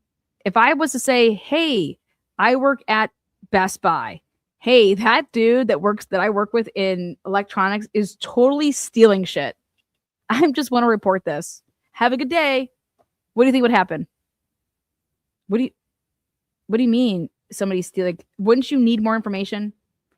Okay, why do you think that he's stealing stuff? What is he stealing? Right? Okay, well, he's stealing the earbuds. And how was he doing it? Well, when we break down those boxes, he's really not breaking them down all the way. And then he's actually throwing away the earbuds in the garbage that we have to put out in the back, and they get put in the dumpster. And then his friends come and use a different vehicle and go dumpster diving and pick that up before the garbage people come the next morning. And so they go in there and they actually get then the merchandise. Oh, really? Well, how do you know about this operation? You know, they just told me about it. Okay. Like, that's pretty in depth, right? Now, what would the people at Best Buy do? I would probably look at my inventory and see if I was missing shit, right? But that's the type of shit we're talking about here, is understanding the situation. So if they wrote up a complaint, I would expect that person to talk to the person that wrote the complaint to see what this all entails. Okay, so these are the facts that you're providing me. Then I'm going to talk to the person that the complaint is against and get their facts, right? And then maybe potentially talk to witnesses to sort out and say, is this founded? Okay. So then I would expect the Best Buy people to do the same thing. And then they realize, holy shit, we did an inventory check. And Lana's right. We're missing 7 new air pods, whatever. And then they go and interview that kid and they're like, what are you talking about? Lana's the one that's been doing that. I don't even know how to do that, you know? So then you're gonna be like, well, let's take a look at our cameras. Let's take a look at our cameras. I don't know. I just wouldn't think that a bunch of students would possibly be filing complaints like this.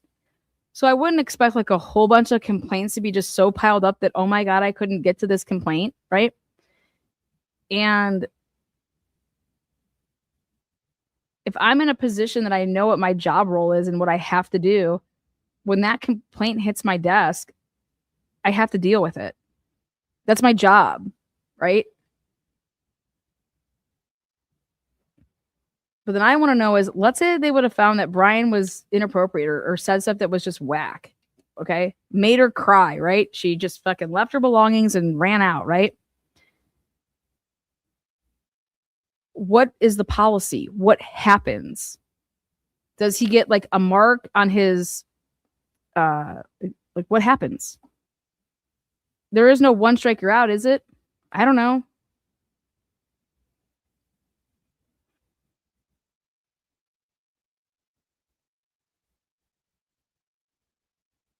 I would just think that if you said something like, um, yeah, you see that fucking picture of that serial killer that we're looking at in that, in that book today. Yeah. Let's hope that nobody finds you like that. Like that to me would be like, what the fuck? Like, get this psycho who just told me that one day that they could potentially find me in a book looking like that. Get him the fuck out of here. Like, that's a what? Like that, I would think that is absolute craziness, right? But I don't know. I don't know what made this person run out crying.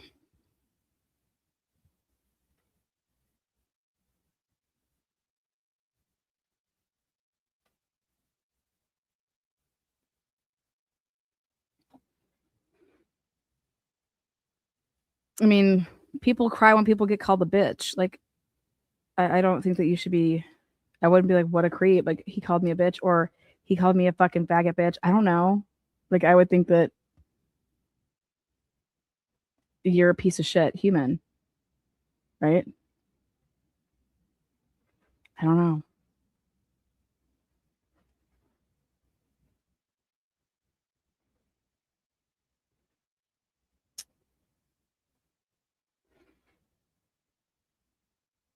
I just don't know if any of these things are the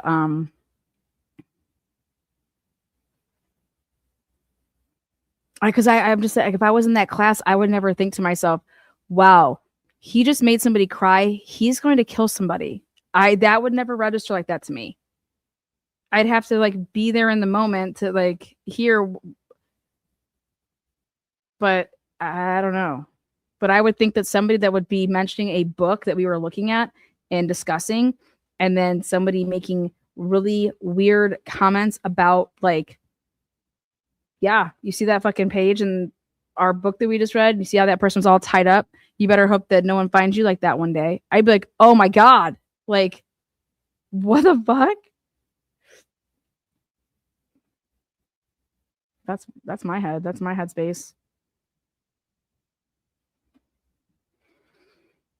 Culver's female classmates kept a board with a running tally of his behaviors in female instructor-led classes versus male instructor-led classes, as well as documenting his discriminatory comments. So,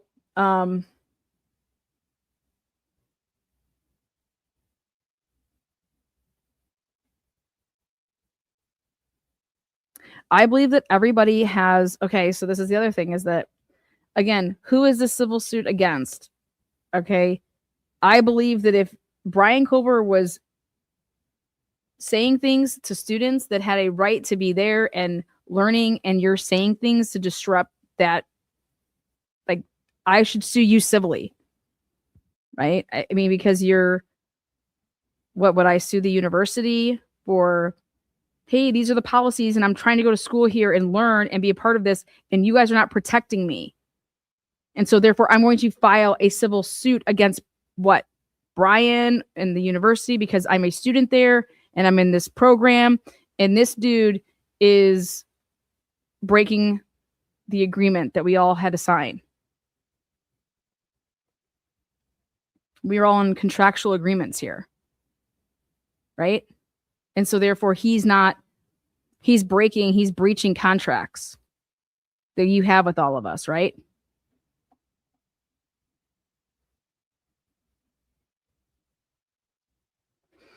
Vanna, WSU was negligent on their students and faculty. So just WSU students and faculty? These students went to Idaho, University of Idaho.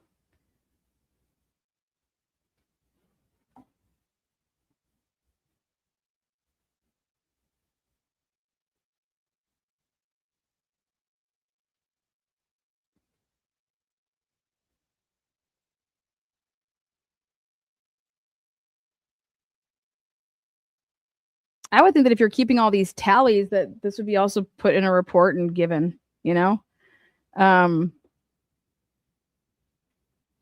one of the, it's just a very interesting lawsuit. It's very interesting.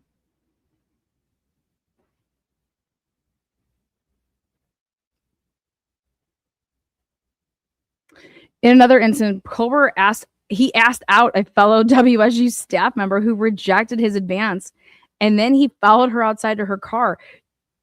That WSU staff member told another female WSU grad student that Culver had been stalking her.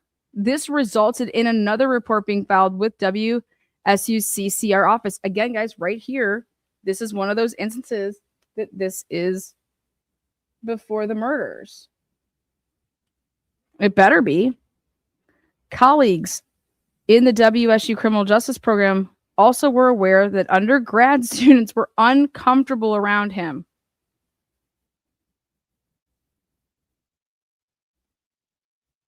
I just try to put myself, if I was in the position of working for the WSU CCR office and this complaint landed on my desk, what am I supposed to do? How would I handle this? And yeah, I would have to find out way more information. Just like if you were a police officer and a complaint lands on your desk, just like if you're a judge and somebody files a complaint or a petition, it requires investigating, right? Investigating. Well, here in this situation, it didn't even get looked at, right? It wasn't like nobody was talked to. Brian wasn't talked to. These people weren't talked to. And so they would have to be founded allegations, right? And then let's even say that they all were. Okay. Hey, Brian, this is how this works. And we can no longer have you here doing this. Why would WSU feel like they would ever be sued by Brian Kohlberger? Because that's what this woman said. Well, we can't fire him because he's going to sue us. What? Like, why would she even say that? Where does she think that Brian Kohlberger is going to go suing anybody? Okay. Does this guy come off as like a sue happy person? Like, what do you mean? If he's violating your policies and you have policies set in place and then you hold people accountable to your policy and then you enforce it and you say, okay, we are going to revoke your shit, right? Remember how in the beginning, when I told people, I was like, that whole Gigi woman running around saying, you guys, he was fired before. He was fired before they knew that he was the killer. And I was like, wait, he was fired before they knew he was a killer? Or when do you think he was fired? And I was like, be careful what you wish for there, sugar tits, because this is going to be really important for this. And it's like, no, what I saw is, when was he fired? Why was he fired? What happened? In this lawsuit pretty much is saying that no, he wasn't fired. This was all handled after he was labeled a person of interest, right? They knew his name when. So let's take a look.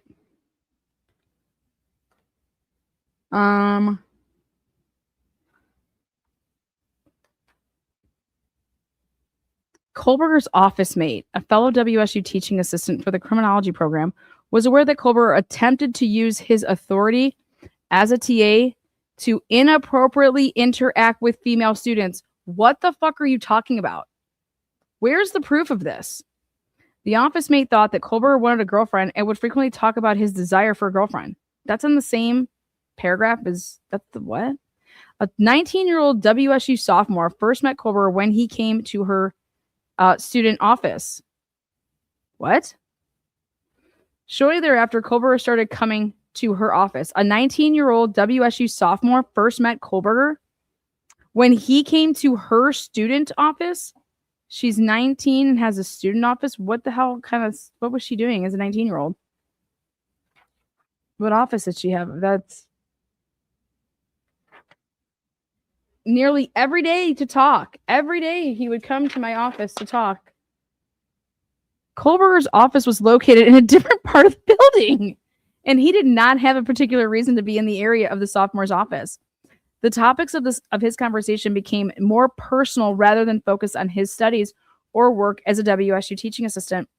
The sophomore would try to focus on her work, but Kohlberger would remain in her office, whether or not she interacted with him. She described her interactions with Kohlberger as uncomfortable. I would tell this kid to piss up a fucking tree.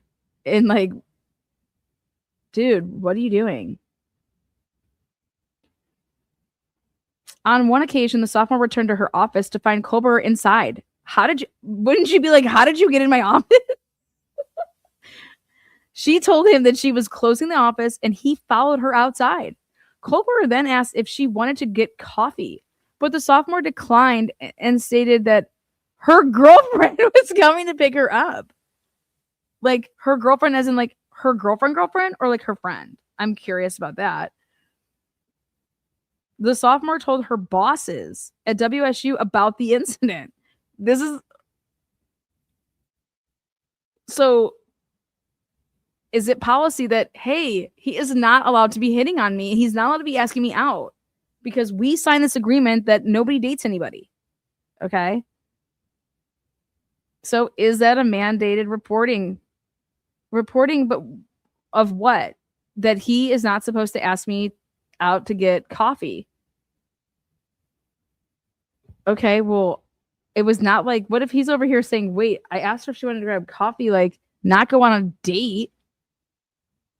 I don't know. Do you know how many times I say to people like, hey, do you want to go grab a cup of coffee and talk about something? Or I'm just really confused.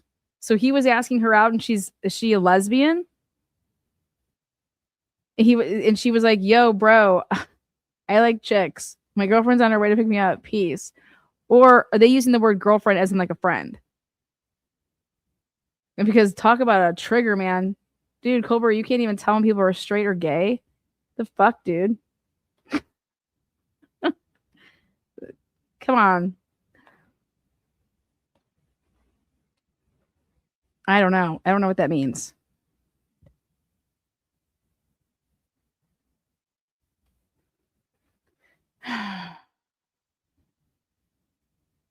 Wait, what?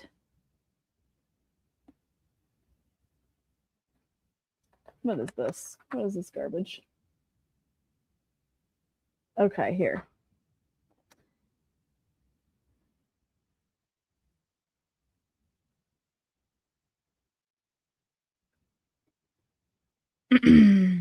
In response, because after she told her bosses, in response, they told her that she should not be alone with Kohlberger and suggested that she have campus security escort her out. There you go, campus security.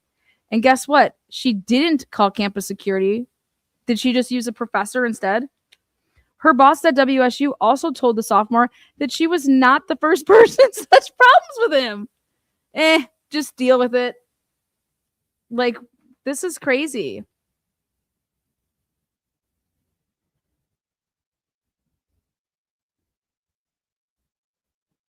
Kohlberger continued to come to the sophomore's campus office when she was alone. Well, last time I checked, when you're in your offices, you are alone. I don't understand that. On another occasion, Culver stood directly behind the sophomore's chair as she was working. He stood directly behind her for a while and did not move until another WSU advisor came into the room. I'm totally baffled by this. Wouldn't you be reporting this to the police? I don't care. You guys. So think about it as like an athlete. Hey, I told my coaches something, right? Great. Like, holy shit, would that have been dealt with, right? But you're going to sit here and tell me that if I was in the locker room and then all of a sudden, every time that I'm just alone in there, next thing I know, somebody that's on my team is always showing up and, or like the manager or something like that, and like really fucking creepy. And so I'm going to report that to my coach. Like, hey, I don't know what's going on, but every time I swear to God, I go in there and about to like change, so and so is just like swooping in. And they have like, they're not like grabbing like jerseys to clean or anything. Like, I don't know what the fuck they're doing in there. It's all right. Oriana, you'll be fine. Just take a buddy in there with you. Don't go by yourself. Fuck no, that would never happen. Take a buddy in there with me. What are you talking about? How about get this perv off of our team in any capacity as a manager? Because the managers are on scholarship too. I don't know. I can promise you that if my coaches didn't do anything, if any of that persisted, I would be going to the police. And I would be saying, well, just so you know, I reported them to campus security. And if that doesn't work, I'm going to report them to the Cincinnati Police Department. So if you wonder why the police are down here, it's because of me. Because I reported them. Because I reported them to the fucking police. Because I don't know about you, but I don't want to die. Like, I see something that puts me in fear of my safety. Like, I shouldn't even have to think about that. The moment that I think about my safety, come on. I never felt that way. And I can promise you, if I did, I would have said something. And I wouldn't have been okay if nothing happened. And especially if multiple athletes were all talking about the fact that this Omar guy made us feel weird. Hell no. First of all, we probably would have fucked him up. But this is not like, we would have, like, no. I just can't believe that these, because you're supposed to be like close knit, like you're a close knit group. So this to me is like close knit, these cohorts are like, they're all close and shit, right? They're having barbecues, they're all talking to each other and blah, blah, blah. That's like a team. Beyond me, just bizarre. I can't help it that this is just the wackest shit I've ever heard in my life.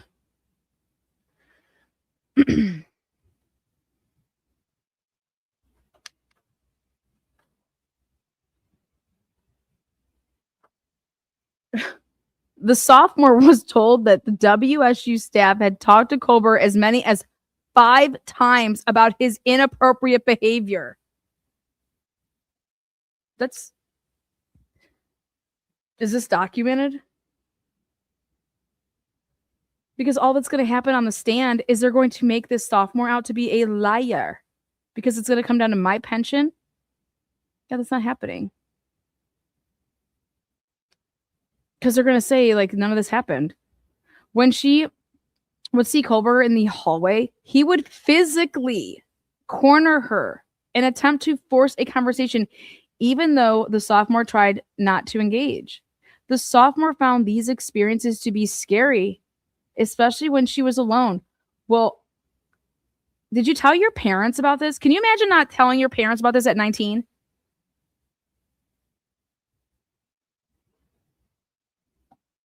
Years old, sophomore. You don't think that you would tell your parents?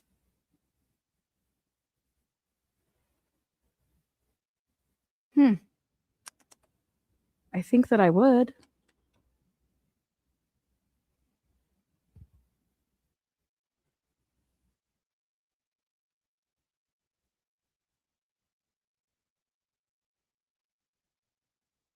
The sophomore thought it was strange that Kohlberger seemed to know her schedule and would intentionally encounter her. What? In another incident, the sophomore saw Kohlberger walking outside as she was locking up her campus office. So her campus office was outside. She had an outside door. He was walking outside, like as she was locking up her campus office. Kohlberger made eye contact with the sophomore through the window. What?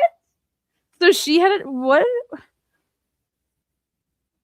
Okay, come on, guys. Let's all use our brains here. We all have cell phones. You're going to sit here and tell me that none of these girls were like, give me my cell phone and I'm going to start recording this motherfucker.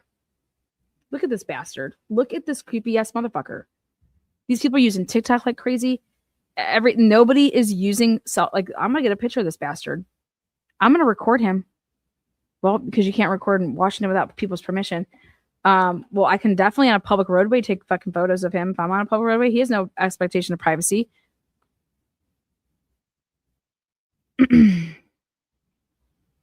Right? No? Wrong? Oh, what's my email? It's the Mind Challenge at Gmail. Sorry, I didn't see that. There you go.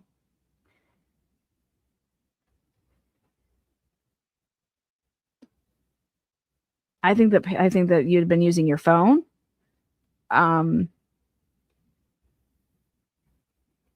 You would have been I mean, wouldn't you tell your parents? I would tell my parents at 19, hey, what the hell? The university isn't doing anything. Or, Mom, I'm being serious. Like, this dude is weird.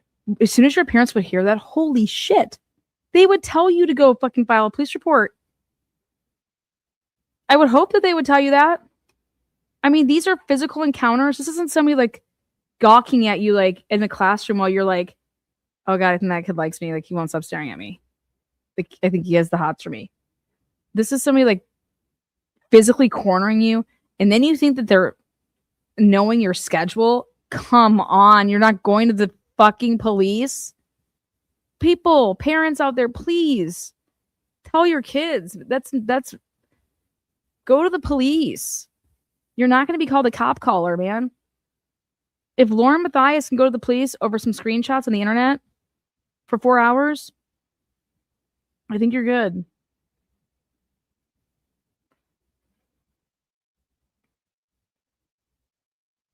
This just doesn't make any sense. That none of these people that they're all talking about didn't group together and go together. I don't know. Anyways, in order to avoid contact with Kohlberger, she then panicked. The panicked sophomore fled into the bathroom to hide. She hid out of instinct due to how uncomfortable contact. Dude, you were on a campus with all these cameras. I'm going to fly into the bathroom and hide.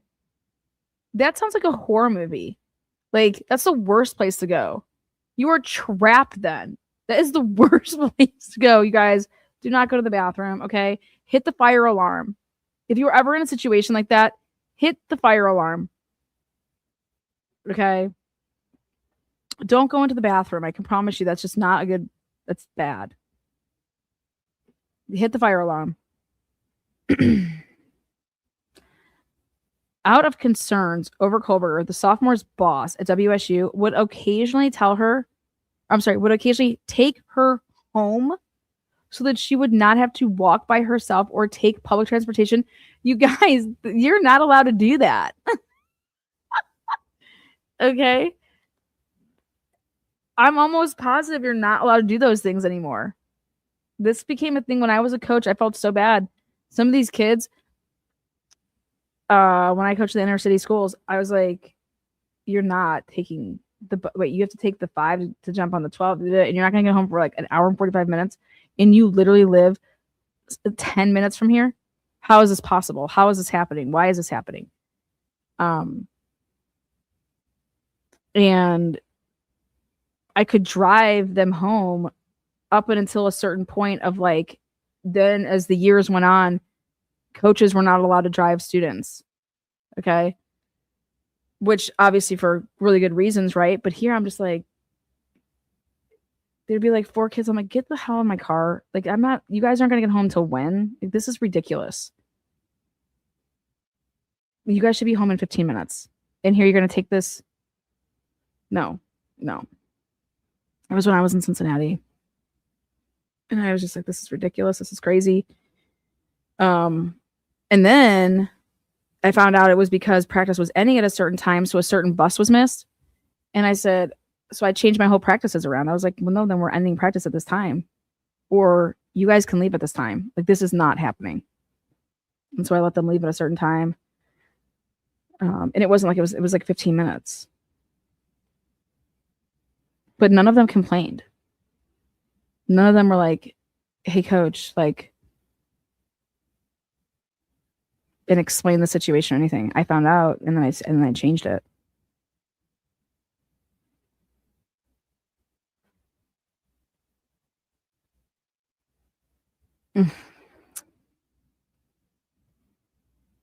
And then I found out that some of these kids weren't eating lunch. And I'm like, wait, you're not eating lunch? And then we would have study tables for them. And then we're going to do practice. And you're going to be practicing on like no food. So then I started like buying like Subway sandwiches. And I'm like, this is crazy. But I'll tell you what, those kids would run through a fucking wall for me. And, but you can't do any of that shit now. Fucking pervs out there. Anyways, this is wild. I couldn't imagine the day that any one of my players told me something and yeah, not happening. That I just wouldn't do anything. Sick. Fucks.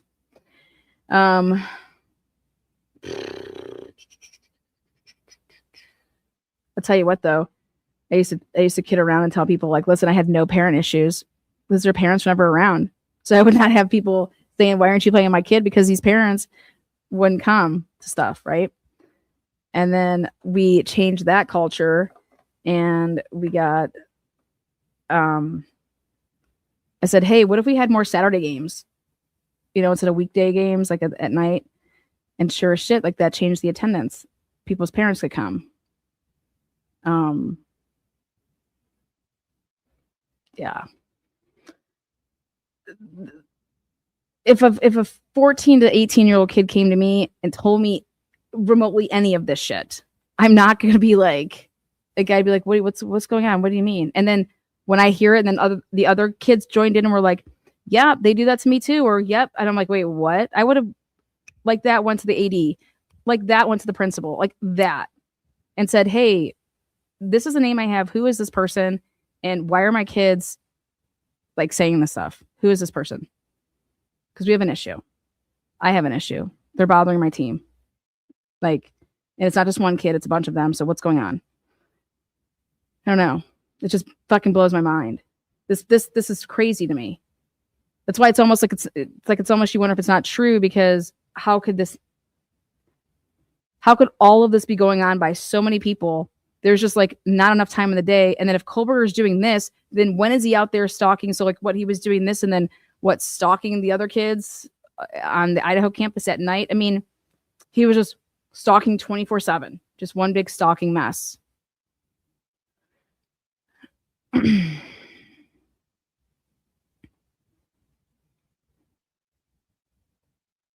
And then I think that nobody would see this dude always like lurking around and watching people walk to their cars.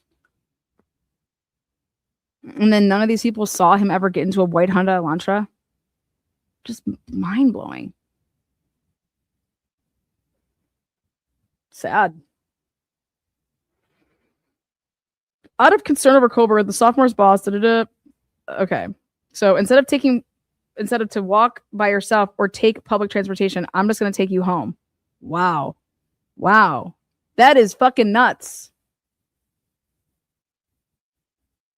To take somebody home because I don't like, this is crazy. fuck the school policy at that point. How are you not involving the fucking police department? Period. And that's where we're gonna stop right there on that note. And then the next part is the next pages that we have here. That's crazy to me. How are you not involving the police? That'd be a police problem. That requires going to the police.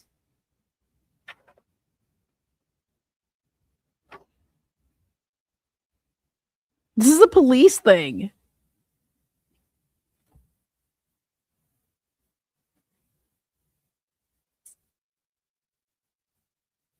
In another instant, I don't want to end on page 69. Look at that. Page 69. So we'll just do this last one here. In another instant, the sophomore's neighbor informed her that someone was lurking outside the window of her residence and warned her to lock the door. She later learned that Culber lived nearby. What? Culber's supervising instructor at WSU was aware that the sophomore had made complaints about Culber's behavior. Another female undergraduate student. So think about the person that drove that person home. You didn't report that. I'm telling you, I know why they couldn't report that. We need to look it up. I am almost positive that WSU professor who's ever been in charge cannot be driving that sophomore home. That's like against policy. That has to be against policy. And so therefore it would make sense then that I'm not going to report this and that I took them home. I want to look into that. I don't think you can do that.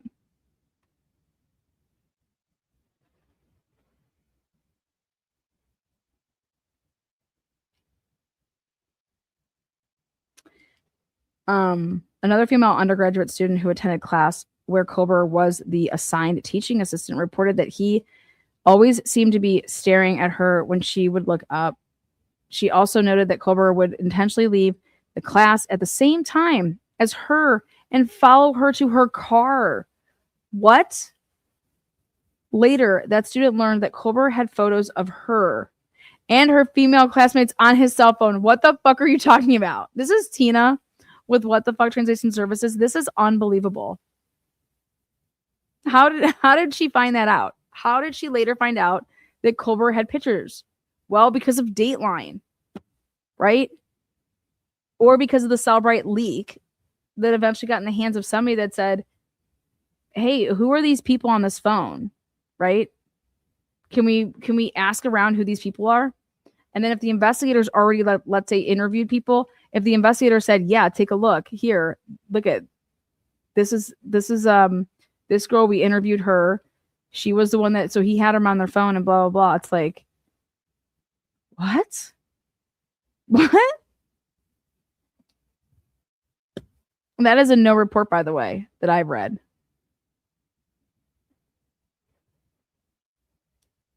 I believe it's there. You guys, I don't think that people are, like, these law firms are going to come and write 126 pages and lie. I just don't. Sorry. Now, what it all means,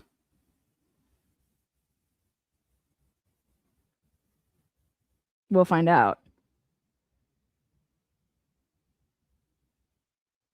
But why, where, what were these people doing that they ended up on his, like, what type of pictures? You know what I mean? Were they screenshots from social media? You guys, if somebody got a hold of my phone and saw how many screenshots I had of people in Moscow and WSU from their social media page, oh my God, Lana is stalking everybody, you know? But yeah, we're going to stop right here. Thank you guys so much for joining us this evening. Again, I could talk about this, you know, hours upon hours, but I want to do this in 3 segments.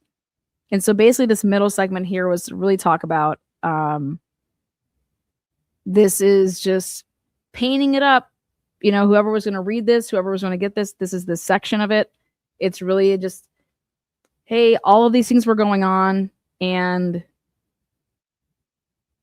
people are reporting stuff and stuff's not being, you know, being taken care of.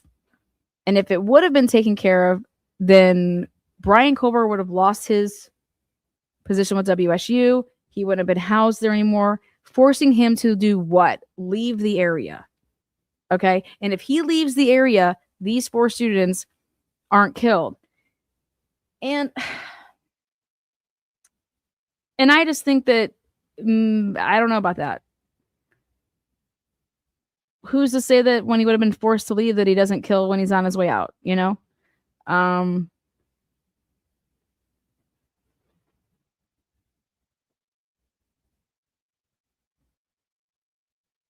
I can tell you what, there probably wouldn't have been a manhunt for as long as there was if all of this would have been reported properly and he would have been out because of I mean, that would have been a huge red flag, right? And hey, have you guys kicked out anybody from the we kicked out this kid that was doing X, Y, and Z, right? We kicked him out of the program. How quickly do you think that name would have surfaced? How quickly do you think that name would have surfaced? I think really quick. So I just ask you guys one question. Fuck the 19 and the 28-year-olds that didn't call the tip line. What about these professors that do this shit for a living and have done it for years, 20, 30, 40 years? And they never reported like, hey, I'm going to turn in a tip that it could be covert, or when, you know, that they never saw his white car. Think about those people, the supervisors, the ones that are running this department. God. Just